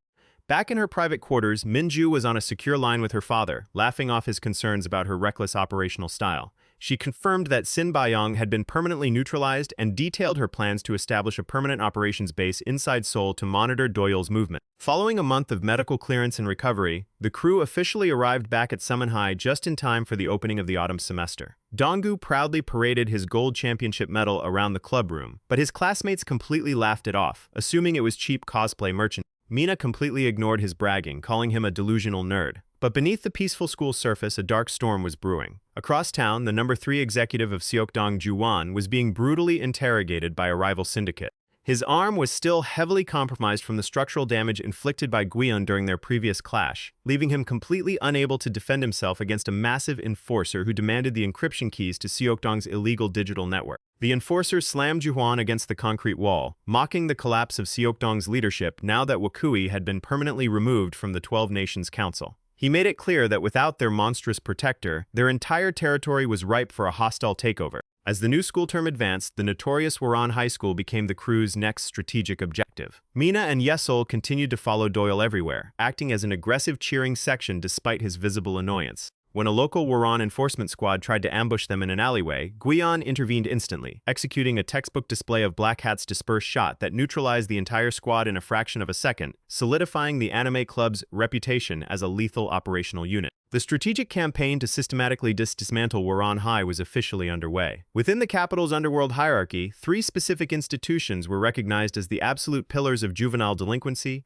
Iljung, Seokdong, and Woran High. Among them, Woran was considered the most dangerous due to their localized chemical manufacturing pipeline. Their illicit narcotics operation had ruined thousands of lives across the metropolitan area. Backed by vast financial reserves and an overwhelming numbers advantage, they were heavily reinforced by having 2 verified seats on the 12 Nations Supreme Council. Their dominance traced back to a massive syndicate war 4 years prior, a bloody conflict that had brought the city's criminal underworld to the brink of absolute collapse. The entire crisis had been resolved in a mere 2 weeks due to the intervention of a single prodigy. That anomaly was Sangha, a youth possessing superhuman neural reaction speeds who had single-handedly executed both reigning council lords, earning him the mythical title of the Son of God and making him the youngest individual to ever claim a seat among the 12 nations. However, recent intelligence reports circulating through the underworld carried a terrifying revelation. The legendary Sangha was actually operating as a subordinate enforcer under the direct command of Woran High's supreme leader, the unhinged mastermind Yujin. A war in which they suffered enormous losses. Yet, no one expected the war to end in just 2 weeks. And that's because of one boy. His name is Yu Sangha. A person who defies all logic, he single-handedly eliminated both nations and became the first junior high student to hold office among the 12 nations. A boy of no more than 14 years who was specially chosen by God, the Son of God, Yu Sangha. However, a shocking news would soon spread that Yu Sangha was working under someone else's orders. That someone turned out to be the current Warong leader, Ji Yujin. Virtually nothing is known about him. Details regarding his face, background, or even his past remain a mystery. But one thing is absolute. Sangha, the so-called Son of God, was utterly crushed by Yujin in a battle that lasted a mere 3 seconds. Donggu screams at Doyul, asking if he finally understands the sheer scale of the danger, yet Doyul still insists on charging straight into Woran High School. Woran has an army of over 100, no, more than 200 fighters. Sure, Doyul is an absolute beast, but it took him 5 whole minutes to bring down Wakui. Meanwhile, that monster Yujin needed only 3 seconds to completely annihilate Sangha. Let that sink in. Donggu begs him to think things through while they still have time, but Doyul calmly replies that it is already too late. This explosive arc marks the grand finale of Season 1, so make sure to hit that subscribe button and leave a like right now. Besides, Doyul has already delivered their formal declaration of war. Donggu stares at his phone in absolute horror as a video plays, showing himself ruthlessly threatening Woran High School, declaring that they are his next targets and he will show zero mercy. Doyul casually shrugs it off, explaining it is just a high-quality deepfake. Trembling with fear, Donggu panics and asks if that terrifying clip was actually sent to them. Deep within the walls of Woran High School, Donggu's manufactured threat echoes across the screens, demanding they surrender all evidence of their illegal narcotics distribution network. The bald thug who was beaten earlier nervously shows the footage to a high-ranking executive. The executive cannot believe this scrawny Four Eyes supposedly conquered Biji Cheol and Wakui, yet has the nerve to declare open warfare. The bald thug trembles as he answers. Earlier, Doyul cornered him and forced him to become a double agent, planting a hidden device to stream live video and audio directly to him. To ensure absolute compliance, Doyul also equipped him with a compact explosive that could be detonated remotely at any given second. One wrong move and his head will be blown into pieces. The executive sneers, recognizing the injuries on the spy's face, mocking him for failing so miserably. The thug begs for mercy, but the executive barks that apologies are useless. Mistakes demand immediate, brutal punishment, and he demands the traitor's eye as payment. Meanwhile, Dong-gu panics, arguing that the threat gives the enemy too much time to fortify their defenses. Doyul simply smiles, stating that it does not matter because Woran High School will collapse by midnight. He is just setting a brilliant trap to catch them completely off guard. The bleeding thug begs for one final chance, but the sadistic executive pats his bald head, playfully asking which eye he should tear out of the Sumo High intruders to balance the scales. Relieved that he might keep his own vision, the thug desperately suggests taking both of their eyes instead. The executive agrees that taking both sounds perfect, reiterating that anyone who screws up must pay the ultimate price. Back at the base, Doyul hands Dong-gu a stuffed animal, explaining that his bold declaration was a calculated move to force the enemy into making a reckless move. With zero hesitation, the executive gouges out the thug's eye, leaving him screaming in pure agony. An enemy blinded by unbridled rage is destined to make a fatal mistake. Since a massive portion of Woran's forces are fiercely loyal to their direct captains, this blatant cruelty is bound to ignite a violent internal rebellion within their own ranks. The executive mocks his rebellious captains, claiming their lives mean absolutely nothing to the grand design of the school syndicate. But before he can act, the glass shatters as the heavy hitters break through the window. Though the entry is a bit chaotic, the executive snaps back, demanding to know who dared to breach his inner sanctum. As alarms blare across the Woran dormitories, the vanguard coordinates their assault. While Jinju moves to intercept the incoming reinforcements from the upper floors, the lunatic executive lets out a maniacal laugh. The strike team prepares to dismantle the organization piece by piece, setting their sights on the elusive prodigy, Sangha. Doyul demands to know the exact whereabouts of the elusive leader Yu-jin. Guarding the rear gate, Kang-wook hesitates, remembering Doyul's warning. This place might look like an elite, ordinary boarding school by day, but once the staff leaves at 6, the students transform the entire campus into a highly organized narcotics factory. Kang-wook's critical mission is to create absolute chaos on the ground floor, drawing the bulk of the enemy forces away. This distraction allows Jinju and Guion to infiltrate the upper levels undetected, corner the high-ranking managers, and extract the exact coordinates of the drug laboratory. Kang-wook curses his luck for landing the most dangerous role, but he steals his resolve and begins screaming insults at the top of his lungs to provoke the entire school. Hearing the commotion, dozens of furious students pour out of the dorms, locked onto the lone intruder as he dares them to face him all at once. Kang-wook tells himself he is not going to die tonight, wondering when his backup will arrive. Back at the monitoring station, Doyul informs Dong-gu that his part of the plan is complete, leaving the boy confused since he barely lifted a finger. Suddenly, Dong-gu points at the monitor in shock, recognizing the legendary figure of Sangha stepping onto the field. Doyul instructs Dong-gu to bring the stuffed animal directly to the front line if he wants to be useful, giving him a stern, chilling warning. Under no circumstances must he lose that toy, as it is far more valuable than his own life. Doyul then turns around, ready to handle the real threat himself. A captured captain confesses that the syndicate never sees the true boss face to face, as all commands are filtered directly through Sangha. Armed with this intel, Doyul moves forward to bypass the pawns and decapitate the leadership. Meanwhile, a fierce duel erupts in the corridors against a master of kendo whose strikes are blindingly fast. The elite swordsman is baffled by his opponent's evasive speed, unable to land a clean hit despite having perfect reach. Knowing kendo relies heavily on keeping distance, he attempts to close the gap rapidly, planning a decisive, crushing blow to end the struggle in a single movement. Guion tracks the blade's trajectory flawlessly. The swordsman unleashes the pinnacle of kendo, a lightning-fast strike aimed directly at the forehead. Power, velocity, timing, and precision align in what should be an unavoidable lethal execution. Guion calmly admits that the strike was genuinely dangerous, praising the fighter's incredible closing speed. The enraged swordsman spits back, demanding to know who this Sumo High intruder is, furious that they launched a surprise attack instead of waiting for the scheduled turf war next week.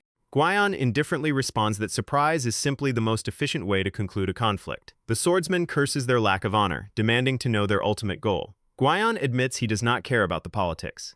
He is merely executing Doyul's direct order to wipe them out completely. The swordsman fakes another high strike before instantly redirecting his weapon toward the torso. Unable to dodge in time, Guion uses his bare forearm to block the impact. The swordsman laughs triumphantly, expecting the heavy wooden weapon to instantly shatter the intruder's bone. Utilizing specialized black hat intermediate close combat techniques, Guion hardens his arm and shatters the reinforced wooden blade clean in half with his bare hand. The swordsman freezes in utter disbelief as his premium weapon is reduced to splinters.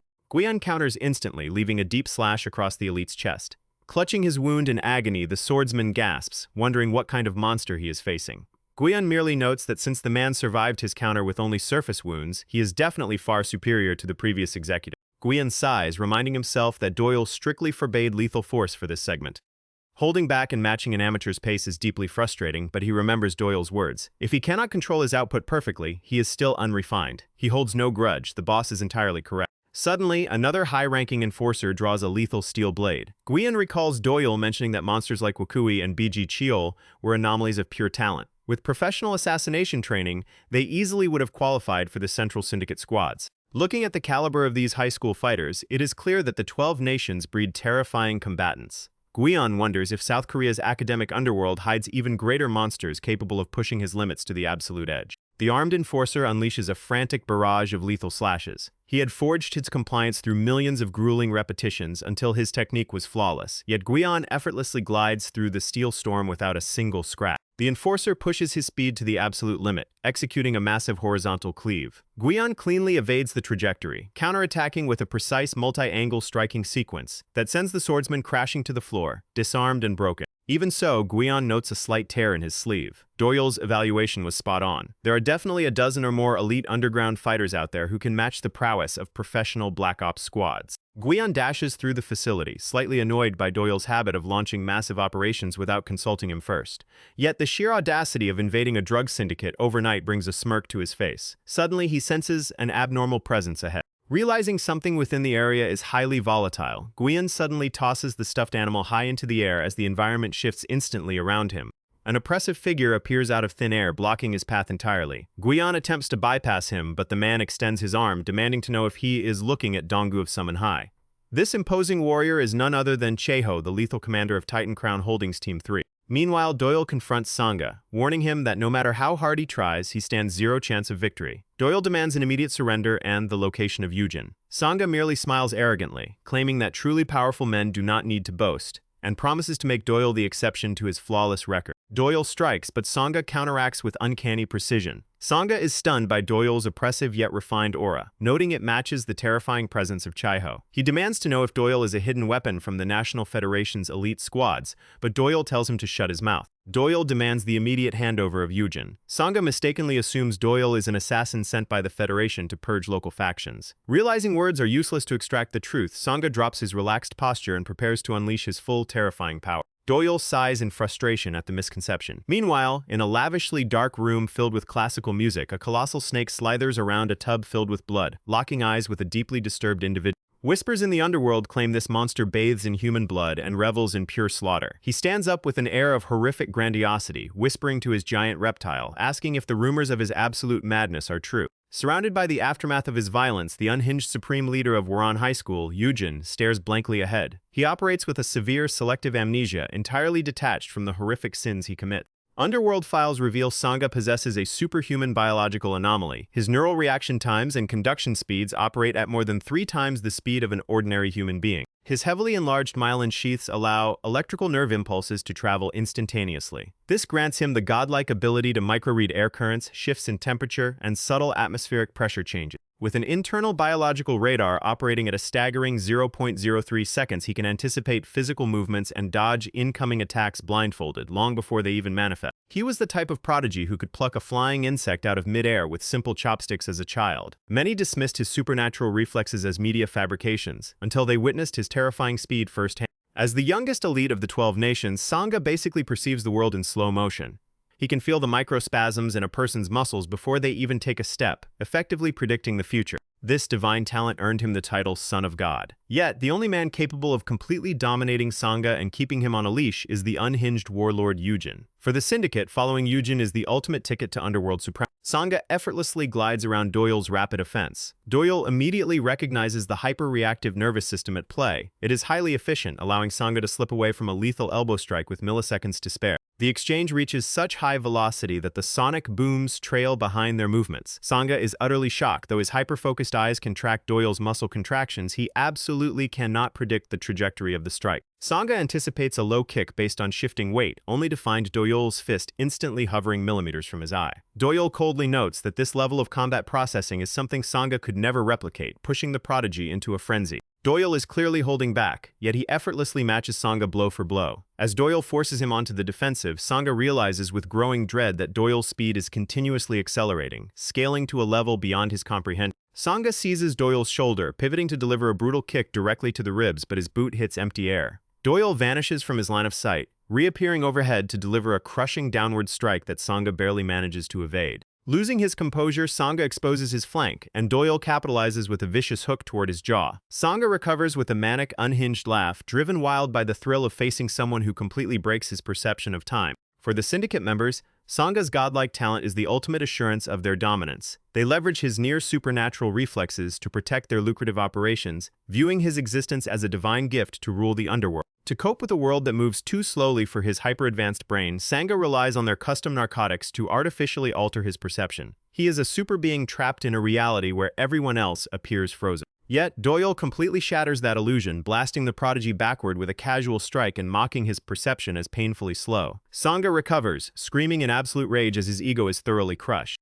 Doyul explains that having hyper-advanced reflexes without real combat experience is a curse. Because Sangha's body always reacted before hitting the ground, he never learned the fundamental fear of defeat that comes from falling 1,000 times. Doyul scorns the syndicate, labeling them pathetic drug runners who ruin lives but melt down the moment someone threatens their fragile egos. They are nothing but big fish in a small pond, repeating the same cycle of violence. Doyul promises to show him the terrifying scale of the real world. Sangha lunges in a blind rage, but Doyul simply sighs, keeping his hands casually in his pockets as he slips behind the prodigy so fast it looks like instantaneous teleportation. Sangha's advanced nervous system completely fails to track the movement.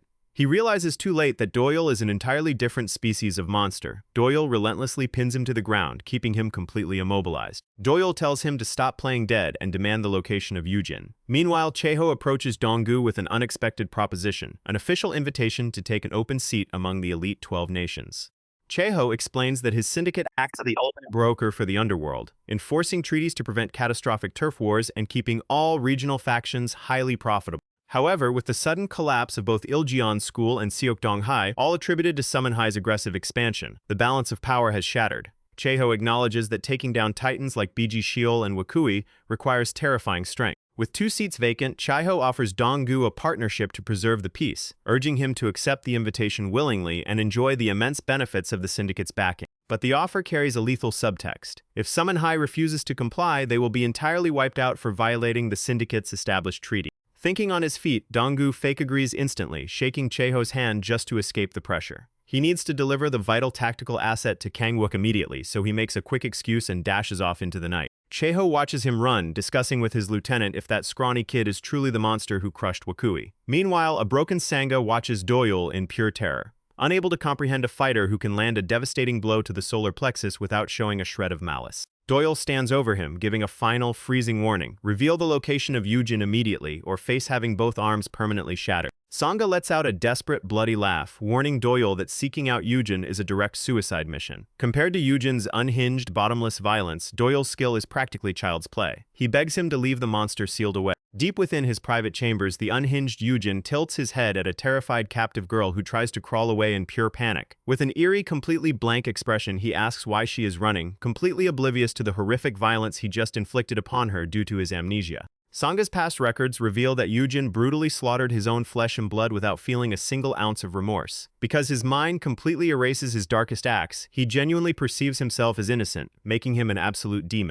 He operates under severe selective amnesia, committing horrific atrocities with a smile and immediately wiping the slate clean in his own mind. It is a psychological loop that leaves him completely detached from reality. Yujin gently embraces the weeping girl, offering a hollow apology. Sangha could never verify if the amnesia was a psychological defense mechanism or pure sadistic acting, confirming Yujin is pure, unadulterated evil. Years ago, after Yujin butchered his own pet wolf without remembering it, Sangha realized the boy would eventually destroy himself if left completely unguided. Sangha managed to keep him contained by promising to engineer a cure for his cognitive breaks within 3 years. Sangha's hyper-reactive instincts screamed a single warning. This absolute beast must never be unleashed upon the public. In a bizarre turn, Yujin demanded his long-deceased mother's body. Since she had been cremated long ago, Sangha spent weeks traversing the dark web to secure a near-flawless synthetic replica to satisfy the warlord's delusion. Yujin wept over the fake body, only to turn around hours later and casually mention he knew his mother was cremated. The sheer unpredictable madness of his shifting mind made him completely terrifying to manage. Yujin's raw, overwhelming strength made Waran High School an untouchable fortress. Even a ruthless psychopath like Biji Cheol never dared to breach their territory, allowing Sangha to rule safely behind his shadow. Yet, Sangha always secretly loathed being tied to such an unstable weapon. Meanwhile, inside the facility, Yujin grows irritated by Sanga's uncharacteristic delay, his volatile temper flaring up at the slight breach of routine. Sanga gasps, begging Doyul to take his crew and flee before the monster awakens. Tired of the rambling, Doyul delivers a lightning-fast kick to shut him up, maintaining absolute control over the interrogation. Doyul demands the direct coordinates one last time. Broken and terrified, Sanga finally confesses the location, the Golden Palace, Penthouse Suite 4101. Doyul immediately heads to the high-security complex, blasting through the lock to breach the inner sanctuary. At the entrance of the Woron dormitories, Kang-wook stands amidst a sea of defeated fighters, completely out of breath. He is relieved the initial wave is dealt with, assuming the remaining punks fled after witnessing his raw power. Meanwhile, the local captain clutches his bleeding eye socket, swearing vengeance against the intruders. He rages at being underestimated and immediately issues a lockdown order, mobilizing the entire campus defensive network. His lieutenants urge an immediate counter-assault, but the captain hesitates. Without direct clearance from Sanga or the supreme leader, charging blindly against professional-grade fighters is pure suicide. Kang-wook signals that the perimeter distraction is successful, moving directly toward the second phase. He just hopes the intel regarding the underground access points is accurate, or he will be cornered by the entire school. According to the schematics, the drug manufacturing core is accessible via the main sewer line beneath the central shipping containers. Kang-wook prepares to breach the subterranean lab and dismantle the entire production line. On the third floor, Jinju is absolutely having a blast, laughing like a maniac as he demolishes elite enforcers left and right. His brutal training in Jeju has elevated his strength to an absurd level, and these punks are not even a warm-up for him. Suddenly, the facility's power grids fail, plunging the corridors into total darkness. In the penthouse, Doyul explores the deeply unsettling shrine dedicated to Yuji's mother, surrounded by disturbing artwork that reflects a shattered psyche. A massive predatory snake lunges at Doyul from the shadows. Down below, Jinju freezes as an overwhelming predatory aura locks onto him. Meanwhile, Doyul effortlessly slices the massive reptile in half, discovering the horrific remnants of Yujin's latest violent outbursts. Doyul immediately dials his direct handler at the Black Hat International Tactical Network, requesting immediate deployment of the specialized domestic cleanup crews, medical personnel, and extraction teams to secure the premises. A bloody note left behind indicates Yujin has abandoned his sanctuary, heading directly back to the school to execute an all-out purge.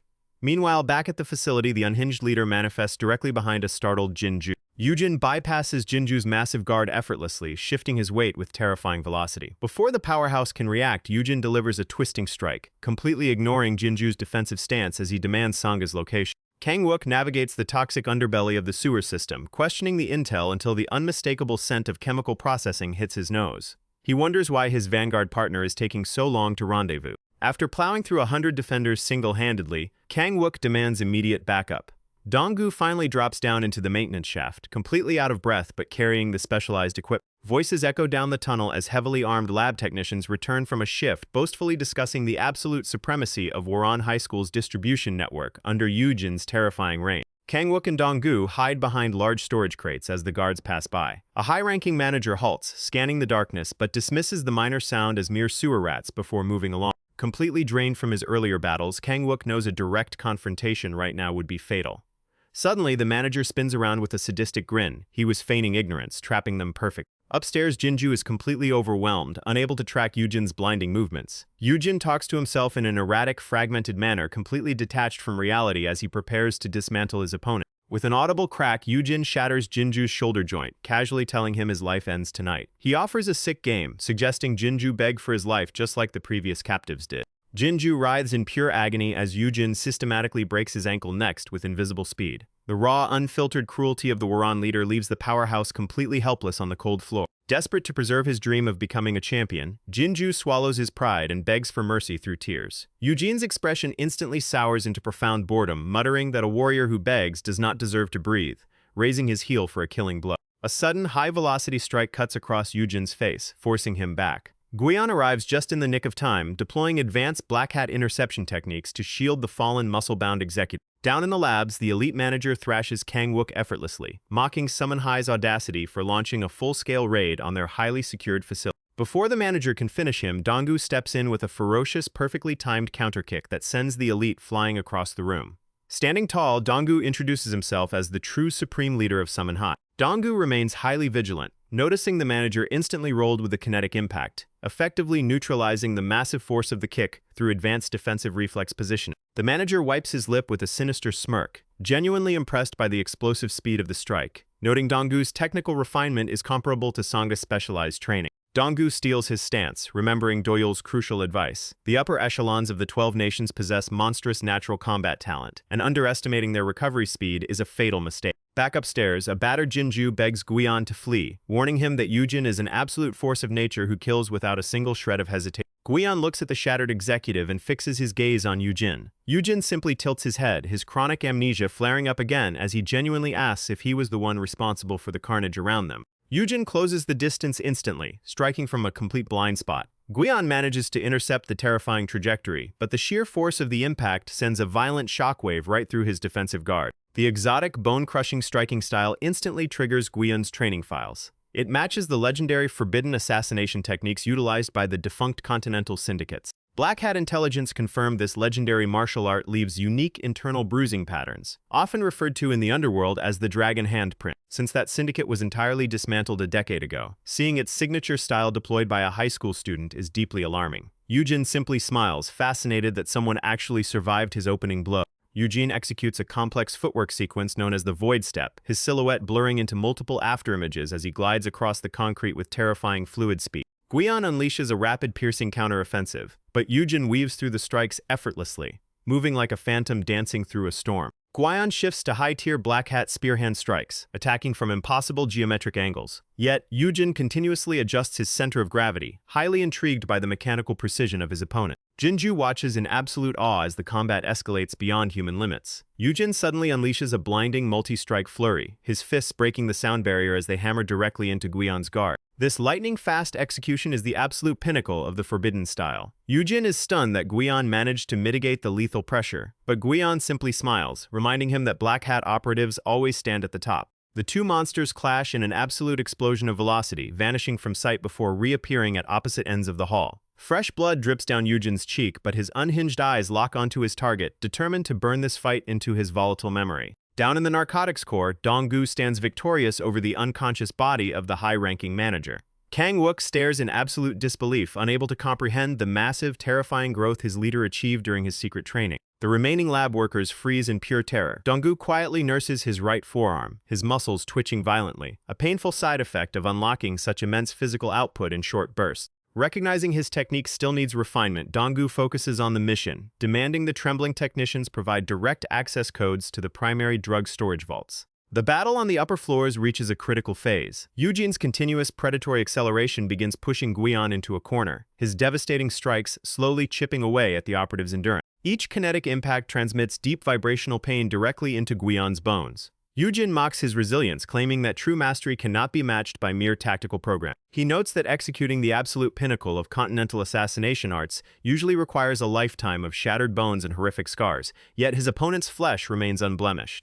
Yujin attributes this to pure, unfair genetic talent. Guion pivots sharply to avoid a lethal lunging strike, smirking as he tells the warlord that his analysis is completely off mark. Flashbacks reveal Guion was classified as a low-tier D-rank prospect at birth. Instructors coldly told his mother that he lacked the raw talent for field operations, suggesting he stick to logistics or culinary duties instead. Overhearing the harsh evaluation as a child, Guion resolved never to let his biological limits define his destiny, practicing endlessly in the shadows while everyone else slept.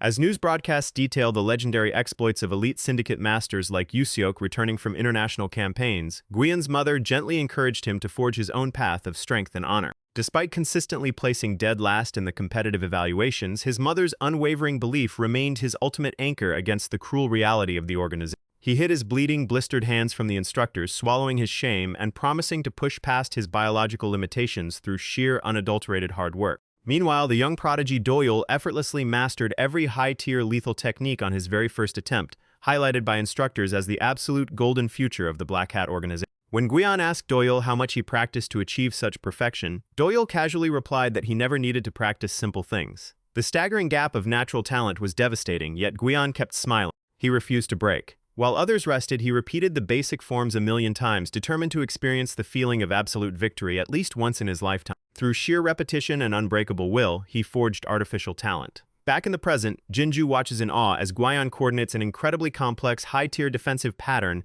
against the syndicate leader. Guion unleashes an incredible counter-sequence, his movements perfectly calculated to exploit a micro-flaw in Yujin's aggressive forward momentum. Yujin is blindsided by the raw precision of the hit, but his monstrous physiology allows him to absorb the impact and push his reflex velocity to a terrifying 4x speed multiplier. Guion falls back, completely exhausted by the massive physical toll of maintaining parity with a natural-born monster. Yujin smiles through the blood, praising the operative for almost delivering a fatal blow. Yujin winds up a devastating finishing strike, but before his fist can connect, a dominant, terrifying presence manifests on the field. Doyul catches the strike effortlessly, shielding his exhausted teammate. Guion looks up, apologizing for failing to conclude the fight. Doyul calmly tells him to rest, noting that since his opponent is a custom-built weapon engineered by continental syndicates, Guion's performance was actually exceptional. Doyul steps forward, unleashing an instantaneous, invisible cleaving strike that cleanly decapitates the unhinged leader of Woron High School in a fraction of a second, declaring the battle over. Down in the depths, Kang-wook and Dong-gu secure the core narcotics laboratory.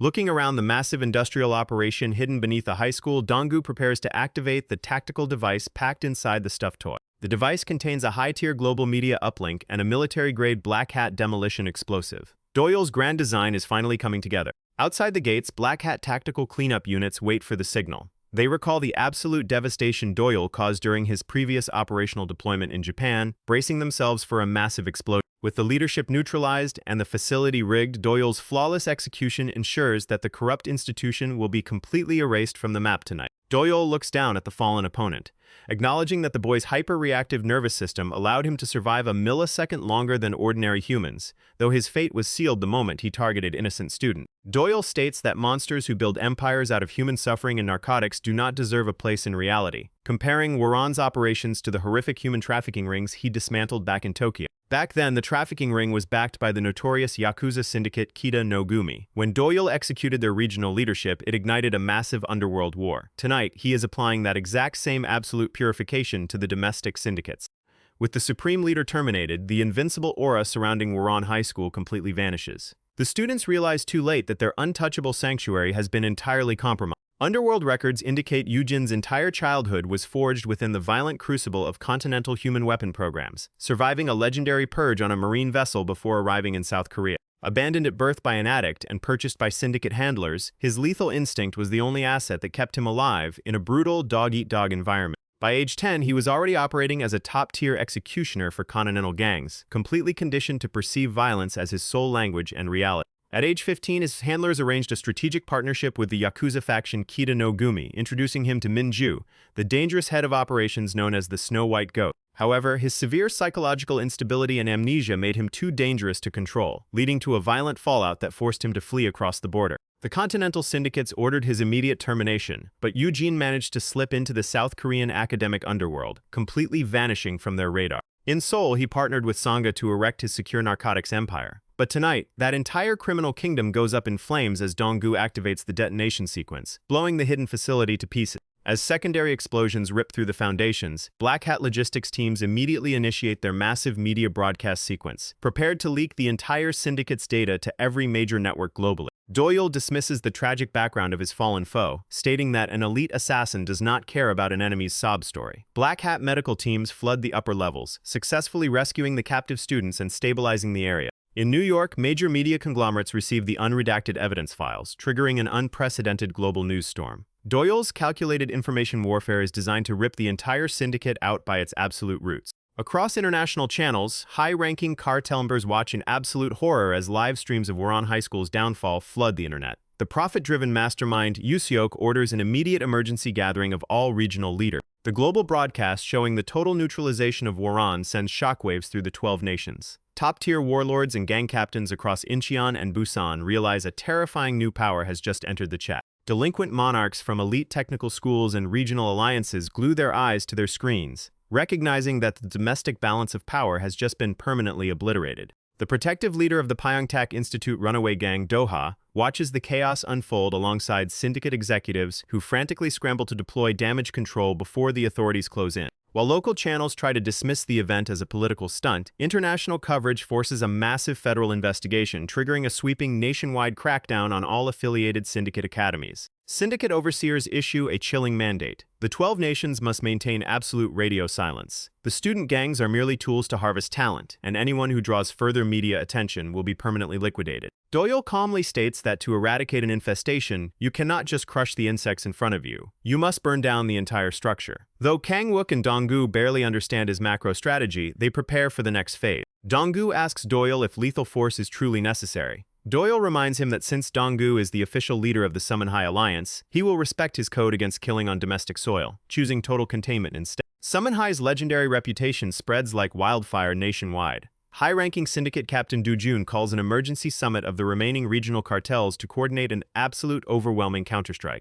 Arrogant delinquent leaders from Busan and Incheon bicker over who holds the title of the strongest high school fighter, completely underestimating the tactical genius of the Sumo High crew. Du Jun displays the profile of the mastermind behind the collapse of the Seoul factions. The gang captains are stunned to see the image of a seemingly ordinary student holding the reins of a powerhouse alliance. Du Jun reveals this single individual systematically dismantled Wakui, Biji Cheol, Yujin, and Sangha in consecutive campaigns, shattering the syndicate's core infrastructure. This calculated campaign is officially recognized as an open declaration of total war against the 12 nations' underworld monopoly, leaving no room for diplomatic negotiation. The syndicate orders the immediate total liquidation of Sumo High. Suddenly, the secure holographic network flickers wildly as Doyul bypasses their high-tier encryption, hijacking the master console. The delinquent monarchs stare in shock as Doyul's cold, imposing visage takes over their screens. Cheho rages, unable to understand how a high school crew continuously breaches military-grade proxy servers. Donggu steps into the frame, boldly announcing to the gathered underworld monarchs that the Sumo High Alliance is officially logging online to dismantle their entire operation.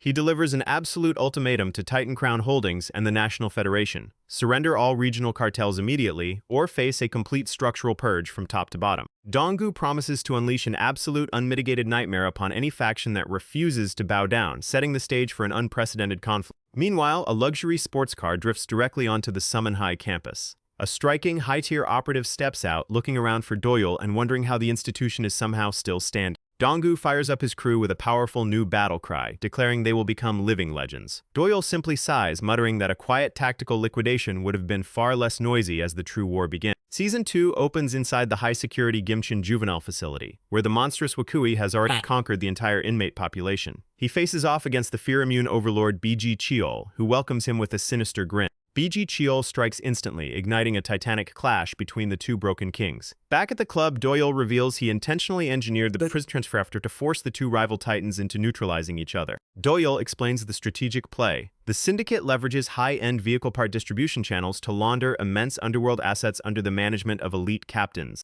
Wakui's faction was directly supplying counterfeit technical components to support these black market operations from behind bars, making them a critical target for immediate structural disruption. By cutting off the supply chain, they will deliver a devastating multi-million-dollar blow to the National Federation's primary revenue stream. Doyul maintains direct leverage over Biji Cheol to ensure absolute compliance.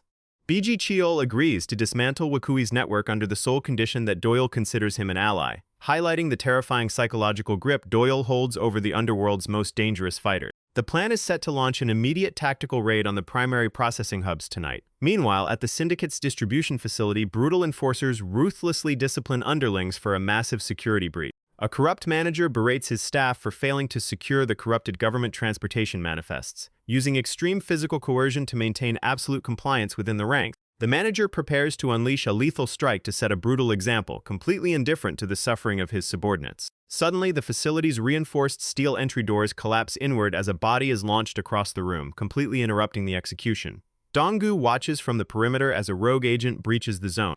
Stepping through the dust is the lethal head of operations, Minju, carrying herself with effortless composure as she scorns the manager for resorting to striking women, setting off an immediate battle. The elite second-ranked executive Chunsik awakens from the noise, tying his hair back as he prepares to engage. Doyul assures a panicked Donggu that the Snow White Ghost is more than capable of leveling the entire facility single-handedly. While Minju holds the front line, the heavy hitter squad consisting of Jinju, Kangwook, and Guian rapidly advances across the sector using high-speed gear, ready to back up the deployment. The team approaches the central command node where the elite leader of the regional network operates, bracing themselves for a high-intensity, direct confrontation against the core syndicate defense. Doyul pilots his high-speed motorcycle through traffic, transporting Donggu directly toward the high-security headquarters of Team 3 Commander Chaiho, determined to decapitate the syndicate leadership tonight. Doyul explains the fundamental philosophy of information warfare. To conquer an overwhelming opponent, you must strike with such blinding velocity that you permanently break their tactical expectations before they can mobilize. Simultaneously, deep within the corporate high-rise, the profit-driven mastermind Yuseok issues an absolute executive directive to eliminate the Sumo High leadership before dawn, without fail. Cheho confirms that all elite tactical squads are locked and loaded, awaiting the arrival of regional reinforcements under Doha to launch an all-out, crushing counteroffensive. With the deployment of specialized Titan Crown Holdings commanders, the syndicate has assembled an unstoppable vanguard designed to completely liquidate the student elements in a single evening. To counter this, Doyul's operation aims to intercept and neutralize each commander individually before they can consolidate their forces. Meanwhile, reports confirm Biji Cheol has successfully conquered Wakui inside the facility. The syndicate leaders scramble to adjust their strategy, but a sudden emergency call interrupts them, revealing that their primary industrial manufacturing core at Ilsan is currently being systematically demolished.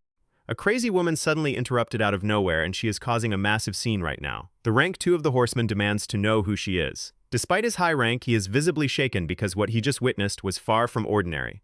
How could anyone take down Mujian with a single blow? That was a flawless execution he had never seen before. Chun demands to know why she suddenly showed up to cause all this chaos. Honestly, I do not even know the reason myself, you moron. If Doyul tells me to do something, I just do it. What choice do I have? You poor bastards somehow managed to cross paths with Doyul, and I almost feel sorry for you. Anyway, if you have the ledger for the counterfeit goods, just hand it over. Hey little man, do you want me to repeat myself, or are you just deaf? God, you guys only learn your lesson after getting your teeth kicked in. Chun narrowly avoids a lethal kick, utterly stunned by her overwhelming speed, but Minju is not about to stop there. She keeps pressing the assault until a massive blow shatters Chun defenses, inflicting heavy damage on his arm. Before he can even recover his stance, Minju slips beneath his guard and drives a brutal kick straight into his chin. Man, this woman fights like an absolute demon. Chun is left sprawled across the floor before the striking Minju, who coldly demands once more, "Where is the ledger?" Yuhak tells his partner that he is heading to the factory for now, emphasizing that they need to secure their own livelihood first. But what are they supposed to tell Cheho? Doha is heading out as well, right? If Cheho, Dojun, Doyul, and Doha join forces, they will easily crush that Summon High scum without any extra help. Get the car ready and open the gate. We are heading to Ilzan. But the moment the doors slide open, 3 formidable figures are already blocking their path. Who the hell are these guys? Doa glares intensely at Yuak, who merely returns a calm, unsurprised look. Without wasting a single heartbeat, Doa launches a ferocious opening strike. Despite the blistering speed, Yuhak dodges the attack effortlessly, casually suggesting they exchange names first. Doha and Yuhak, do we seriously need 2 legends from the 12 nations just to take down Summon High? Yeah, looks like we do, Cheho mutters. It feels strange to admit, but this is the first time since the Garakwe incident that an opponent has pushed them this far. Summon High is truly operating on a dangerous level. I cannot speak for Doha, but Yuhak, who is under your jurisdiction, is far from ordinary. He is a man who survived and triumphed 3 times in the underground black market circuit. How many lives do you think he has taken? Cheho reasons that if he won 3 times, his body count must be at least 30. What do you think he will demand in exchange for backing us up? And why are you eating at a time like this?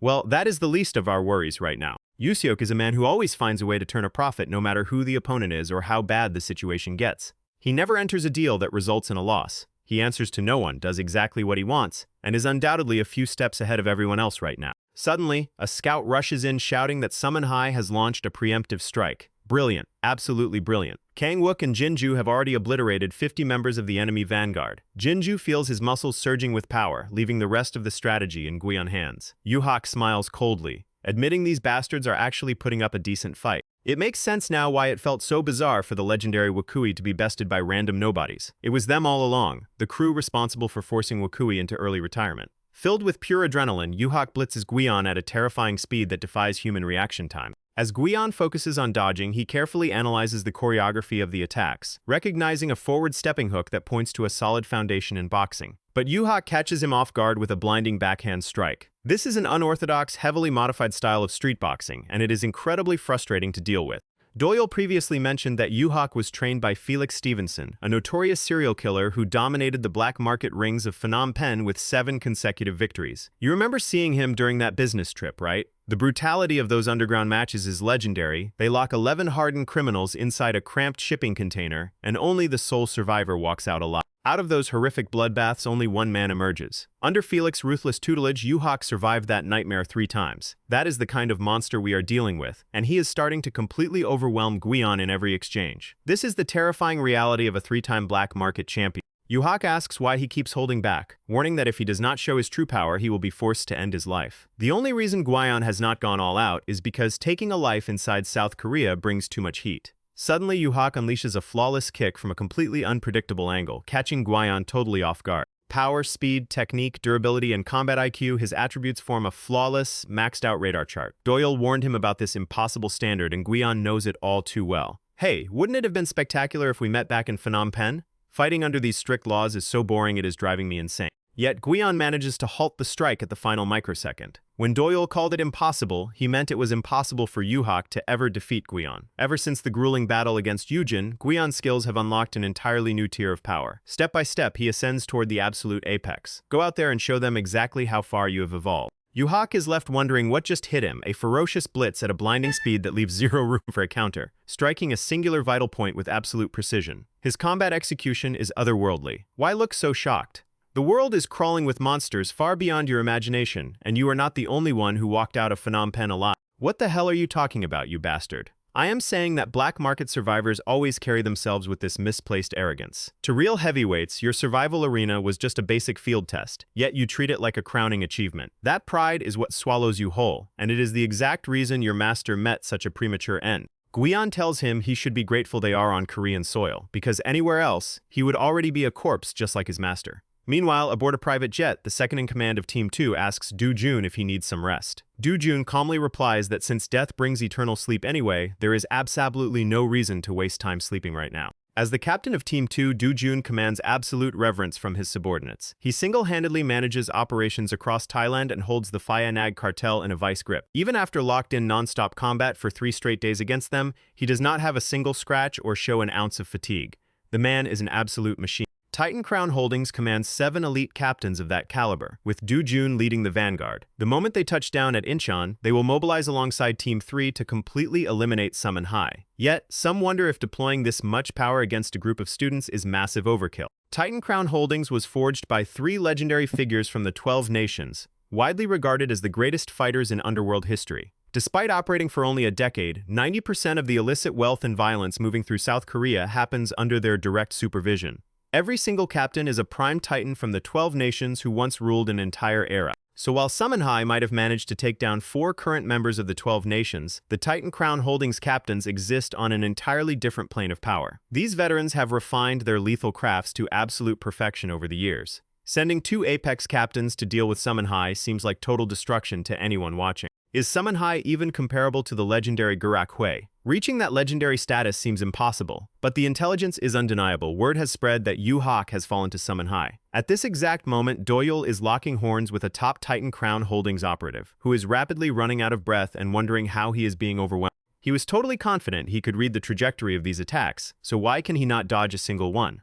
Doyul looks down at him, remarking that if his knife work is this sloppy, he should give up fighting and go chop vegetables in a kitchen instead. The executive is left completely humiliated. At a glance, it looks like a sequence from the old Tsukikage assassination clan, but that group was dismantled ages ago. Why are you still clinging to such an outdated, predictable style? When your intent to strike vital points is this obvious, you will never land a hit on a real professional. If you lack basic talent, you should open a nail salon instead. Shut your mouth, you arrogant prick. Real combat is not dictated by luck, it is dictated by calculation. The one who orchestrates the opening controls the entire flow of battle. I will engineer my own perfect opening right now. Donggu watches in absolute awe as the executive shifts at blinding speed from a direct thrust into a lethal slashing motion, unleashing the Musaisen technique. Doyul appears from a completely different angle, telling him that amateur tricks like that will never work on him. Even though the executive swore he felt his blade draw blood, Doyul evasion was simply supernatural. Snatching the weapon away in the blink of an eye, Doyul prepares to demonstrate what true mastery of a blade looks like. Staring into Doyul's eyes is like staring directly into the abyss of death itself. Just before Doyul can deliver a fatal slash, Cheo suddenly breaks into the clearing to intercept. Doyul remarks that jumping into a fight is not very chivalrous, though it is exactly what he expects from underworld thugs. Before he can finish his sentence, Cheo strikes again. Donggu has never seen a human being move like this. It looks like pure teleportation rather than physical speed. For the first time in his entire life, his eyes completely lose track of the fighters. He thought Doyul clash against Wakui was the pinnacle of combat, but this exchange makes that legendary fight look like child play.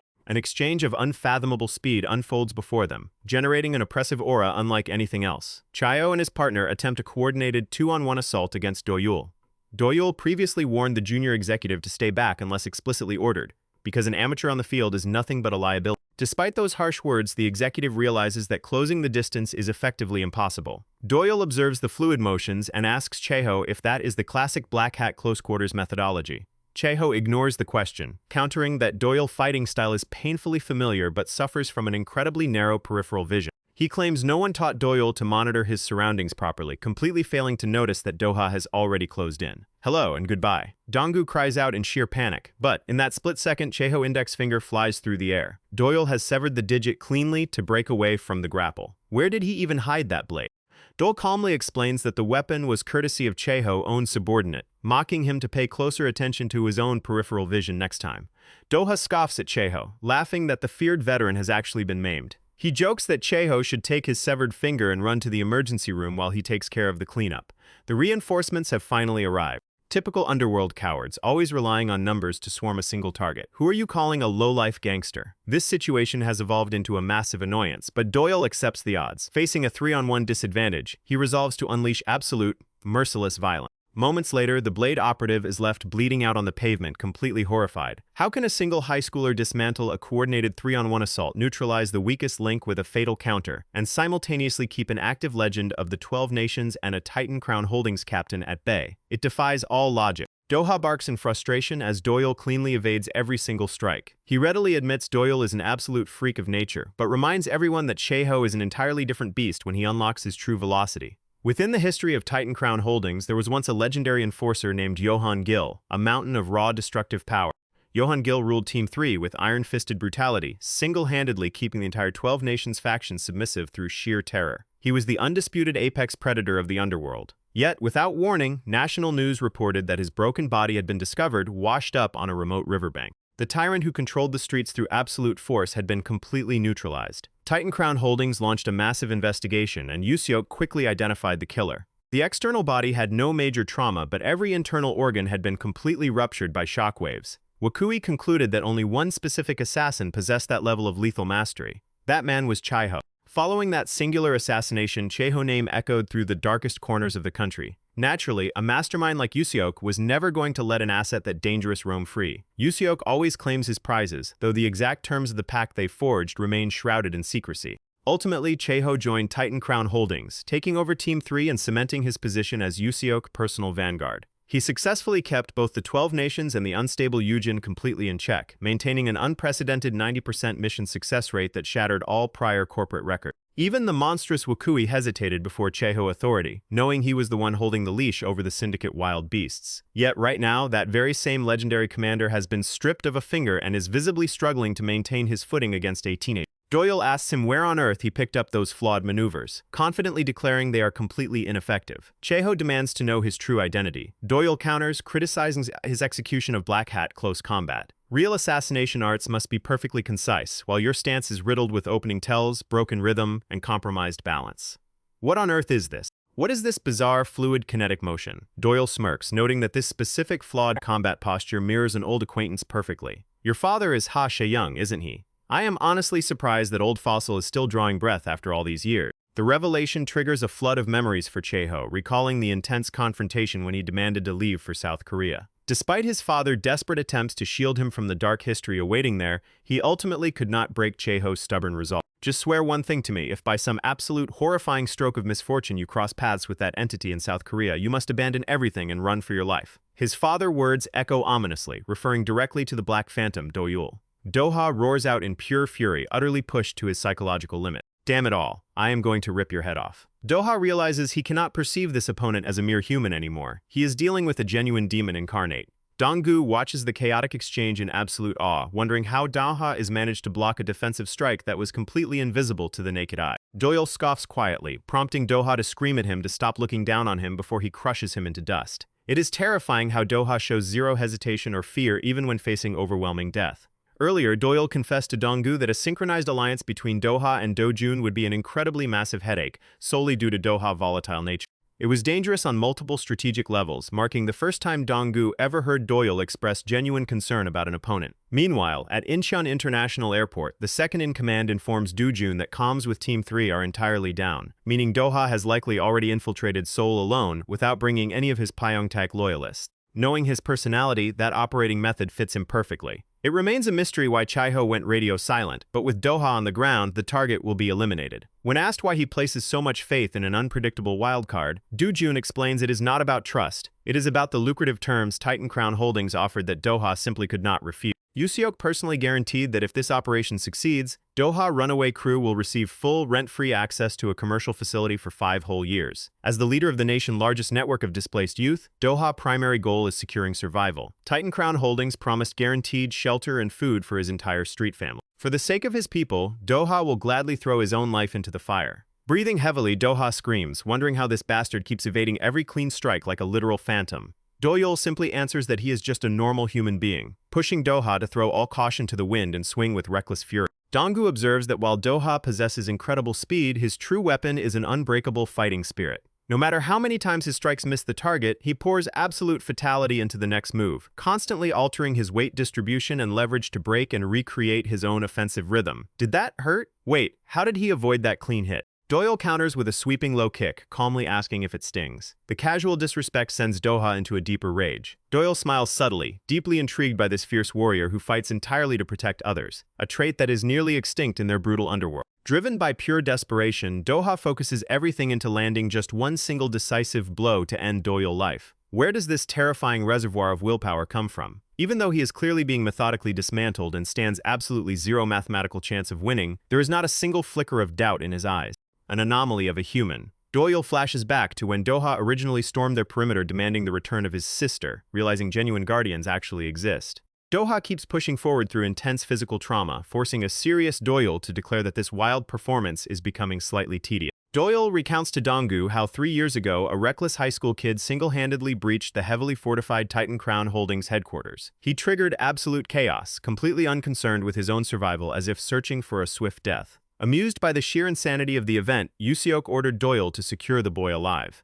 The entire motivation behind that suicidal raid was rescuing a younger girl he considered his sister. She had fallen into heavy debt with an underworld subcontractor and was scheduled for trafficking to Cambodia. To prevent that, this single kid waged a one-man war against an entire syndicate. But the real irony of the situation is staggering. They shared zero biological relation. She was just a transient youth who joined his crew for a mere 3 months. In the end, she stuck Doha with her entire financial debt and vanished to the Philippines. Now, Doha's right arm hangs completely shattered and useless, yet his original reaction to her betrayal was unforgettable. Doyul coldly notes that within a few hours, the neurological damage will render his right arm permanently paralyzed. Doha merely laughs it off, stating he couldn't care less about losing an arm if it meant his family survived. He is a tragic figure wholly addicted to self-sacrifice, always telling his people to call if they ever need help. Make sure you eat well because an empty stomach clouds your judgment. Those were his parting words to the ungrateful girl before she fled. That is the essence of Doha, a man defined by radical, unconditional empathy. Reports reach Yuseok that Yuhak has been systematically broken and that Captain Cheho has gone completely off the grid. Surprisingly, the mastermind remains totally unbothered, having already factored these casualties into his grand strategy. Meanwhile, Do-jun remains oblivious to the betrayal, still trying to re-establish comms with Team 3. His lieutenant suddenly points out a high-performance motorcycle trailing their convoy at high speed. Before they can react, the sleek bike cuts directly ahead of their lead vehicle and locks its brakes, forcing the driver to slam on the anchors to avoid a massive collision. The rider stares them down, her striking physique instantly giving away her identity. Do-jun closes his text calmly as she removes her helmet to reveal herself as Minju. She mockingly asks if they plan on stepping out of the vehicle or just sitting there. Nearby, Donggu watches Do-jun's next move with bated breath. Covered in blood, Doha uses his one remaining functional hand to grab Doyul's ankle, whispering that the fight is far from over. Annoyed by his persistence, Doyul shatters his foot to completely ground him, yet through sheer adrenaline and fractured bones, the boy drags himself back up, muttering that he was just hungry. Doha flashes back to his childhood, watching an older orphan friend get brutally beaten by local merchants for stealing a single loaf of bread to survive. We were just hungry. That was our only crime. Get up, big brother. Back then, Doha wondered if their suffering was simply because they had no parents to protect them. The next morning, the authorities confirmed the tragic death of the boy who stole the bread, the very bread Doha holds in his trembling hands right now. He realized the problem was not just missing parents, the problem was hunger itself. When the murderous thug returned to threaten them again, Doha smelled the sickening stench of death, realizing the true curse was not having a safe home. He once asked his friend why he dyed his hair bright red, and the boy replied it was so his estranged aunt could easily spot him in a crowd if she ever came back to look for them. Passers-by would shield their children, warning them to stay away from the dangerous street urchins. Doha realized the root problem was simply being born into this world. No, that is wrong. We did nothing to deserve this. I repeated it to myself millions of times. It was never our fault. The fundamental problem is that this entire world is completely broken and cruel. This garbage society is the enemy, and he swore he would never let it tear away another person he cared about, slowly building a sanctuary for abandoned youth. He would endure any nightmare to ensure his people never starved the way he did. Doha forces his broken frame back upright, operating entirely on pure subconscious survival instinct. Doyul dismisses it as hollow bravado, asking if he has a literal death wish. Doha slurs back that if he backs down now, his street family loses their future, so he must take Doyul down here and now. It makes no sense. How can he keep launching attacks with a shattered leg? At this rate, permanent crippling is guaranteed. What is fueling this terrifying level of resilience? Doha is completely at peace with dying right here if it buys security for his crew. Doyul connects with a devastating straight right, shattering several of Doha's teeth. Simultaneously, back at the Pyeongtaek hideout, a young girl confesses to her friend that an oppressive dread hangs over them whenever Yuseok's name is involved. She has an awful feeling that Doha might not make it back alive this time, wishing she had accompanied him. Miles away, Doha's subconscious echoes his singular promise, "I will protect you all, even if it kills me." Doyul watches silently as Doha continues to incoherently mutter death threats through a crimson haze. Does this kid feel absolutely no fear toward death? Doha's final desperate strike completely misses before his body collapses into absolute unconsciousness. Doyul stands over him, shocked to find a human being far more unhinged than any profile suggests. "Hey Donggu, get in touch with Chairman Bungsu of Myeongsong Electronics immediately." Do-woo orders him to transfer the broken fighter to their private medical facility, while simultaneously arranging stable housing and food provisions capable of supporting 50 people indefinitely. Donggu is completely bewildered, wondering why Doyul is suddenly playing savior after delivering such a merciless beating. Doyul simply responds that a man possessing that degree of unbreakable grit is far too valuable to waste. Warriors like him define true courage. You pass the test. Back at the hideout, the blonde boy reassures the anxious girl that Doha would never abandon them regardless of the danger. He promises their leader will return soon with provisions just like he always does. Meanwhile, Doyul looks at Donggu and officially declares that as of this moment, Sumo High and the Pyeongtaek Institute are unified in a blood alliance. Yuseok's secretary reports that Doha's signal has gone completely dark. It is clearly the work of Sumo High, meaning Team 2 Captain Do-jun will likely go radio silent next. When asked why she is so certain, she reveals terrifying intelligence. The legendary Yuki Anna of the Katanagumi Syndicate, the executioner of the Black Dragon clan, has officially crossed into South Korea. She is the mythical phantom who dismantled an entire criminal empire single-handedly, and she just forged student records to embed herself directly inside Sumo High as a minor. The entire setup screams a massive trap. Cut back to Do-jun, whose second-in-command has been completely neutralized, barely conscious on the asphalt. Do-jun is intimately familiar with the legend of the Yuki Anna, having faced her blade once before in the past. Minju scoffs, remarking that all men are predictably sentimental and tells him to let go of the past. She launches a lethal strike aimed squarely at his skull, declaring that supreme arrogance is the exclusive birthright of a truly beautiful woman. Even in point-blank range, her kinetic execution is flawlessly fast, making her look less like a human and more like a physical anomaly.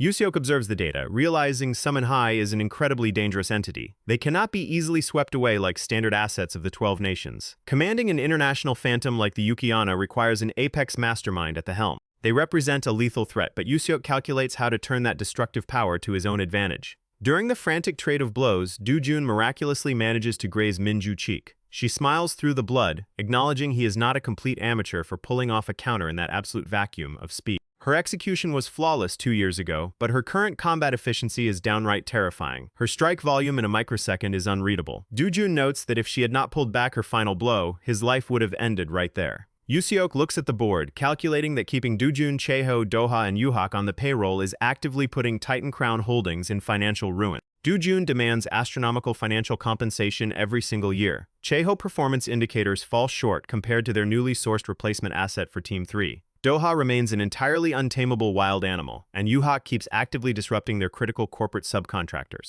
They have reached their expiration date, but corporate lacks a clean justification to execute them internally without drawing unwanted attention from regulatory syndicates. In a perfect world, a powerful third party would emerge from nowhere to cleanly erase these liabilities for us. It is a flawless corporate cleanup strategy. Meanwhile, Do-jun completely loses track of Minju's velocity. The secretary understands the logic, but questions how they will handle Sumo High once they finish executing the 4 captains. Minju suddenly spots 2 approaching silhouettes in the distance. Yuseok reasons that regardless of how monstrous Sumo High fighters are, surviving consecutive death matches against 4 apex captains will leave them completely crippled. Suddenly, Kang-wook looks up in pure shock. A massive reinforcement unit descends upon the battlefield, featuring core powerhouses from the 12 nations and the feared disciplinary heads from War on High.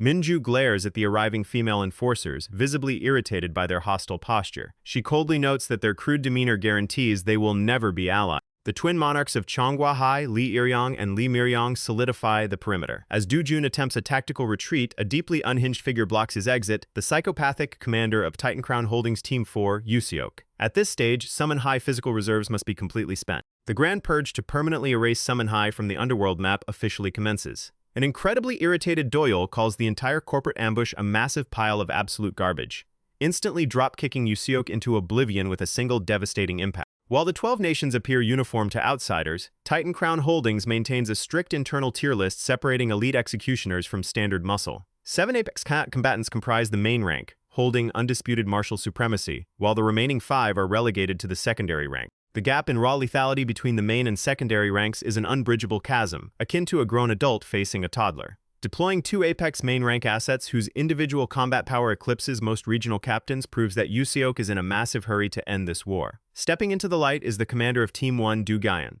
Jinju and Kang Wook lie completely incapacitated on the concrete. Guion stands alone against the opposing commander, processing the terrifying fact that this man neutralized his vanguard in a single sequence. Even factoring in their prior exhaustion from clearing the enemy perimeter, Jinju's iron physique should have never collapsed that easily. This opponent operates at Yujin tier, if not a level entirely above it. A single tactical miscalculation here means immediate death. Absolute justice, the commander barks out. Guion curses inwardly, wondering how the syndicate keeps producing these high-tier freaks. The commander sneers, calling them societal tumors that must be cleansed for the collective good. Defective components must be thoroughly eliminated from the engine. Guion glares at him, asking what kind of delusional nonsense he is spouting. It seems every single leader within the 12 nations is a complete psychopath. Let the purification ritual begin. Du Guion launches a devastating flying kick at Guion. Despite Guion attempts to parry and redirect the kinetic force, the commander relentlessly hounds his position, closing every evasion route instantly. Even after taking a direct laceration, Du Guion delivers a brutal counterpunch, proving that while Doha fights like a wild beast, Du Guion operates like a highly disciplined hound. With the absolute elite of the main rank mobilized and Team 4 closing the pocket, Summon High survival probability has officially dropped to 0. Du Guion commends Guion resilience, mockingly stating the defective item is lasting longer than projected. Guion's previous encounter with Yuseok left him with severe internal bruising, hairline fractures, and torn ligaments. Facing an uninjured apex combatant of this caliber while carrying that amount of physical trauma is a logistical nightmare. His veteran combat instincts tell him that a conventional victory is impossible right now. A massive impact leaves Guion severely wounded. Du Guion notes that Guion barely altered his posture to minimize the lethal pressure at the last millisecond. In a past training session, Guion asked Doyul what strategy to employ when an opponent, say, cannot be mathematically defeated, and the answer was a swift tactical retreat. Running is logical, but he cannot abandon his fallen brothers on the pavement when escape routes are completely compromised. It is over. Yuseok orders his administrative assistant to cleanly dispose of Donggu's body along with the local prosecutor. The assistant asks if he intends to finalize the entire purge before dawn. If their combat remnants show promise, assimilation into our ranks remains a viable alternative. Yuseok admits he extended a formal merger offer, but they foolishly rejected the terms. Elements that refuse to take orders have zero utility and are better off buried. Ensure the cleanup crew handles the remains with absolute discretion. Secure compromising evidence from any survivors to force their compliance later. Suddenly, his phone rings with an incoming signal from the Team 4 commander, promising a status update just as Guion faces the execution blow. When escape is entirely impossible, a new variable shatters the equation. An elite enforcer from the Namburim faction intercepts the strike to save Guion's life. He grins, asking, "I finally backed the winning horse in this war." Yuseok watches coldly as the warrior reminds Guion to trust his allies and survive by any means necessary. "I would never abandon a comrade in the jaws of death." Yuseok demands to know why he is interfering. The enforcer explains that Doyul cashed in an old debt a few days prior, securing Namburim protection in exchange for changing sides. He apologizes for the sudden shift in alliances, telling Yuseok it is strictly business. Concurrently, Doyul if you want to see the continuation of this epic story, leave the phrase "next part" in the comments. If we reach 2,000 likes and 100 comments, I'll bring part 2 as soon as possible. I'm counting on your support. Comment, like, and share this video with your friends. And don't forget to subscribe to the channel if you haven't already. Thank you so much for watching, and I'll see you all in the next video.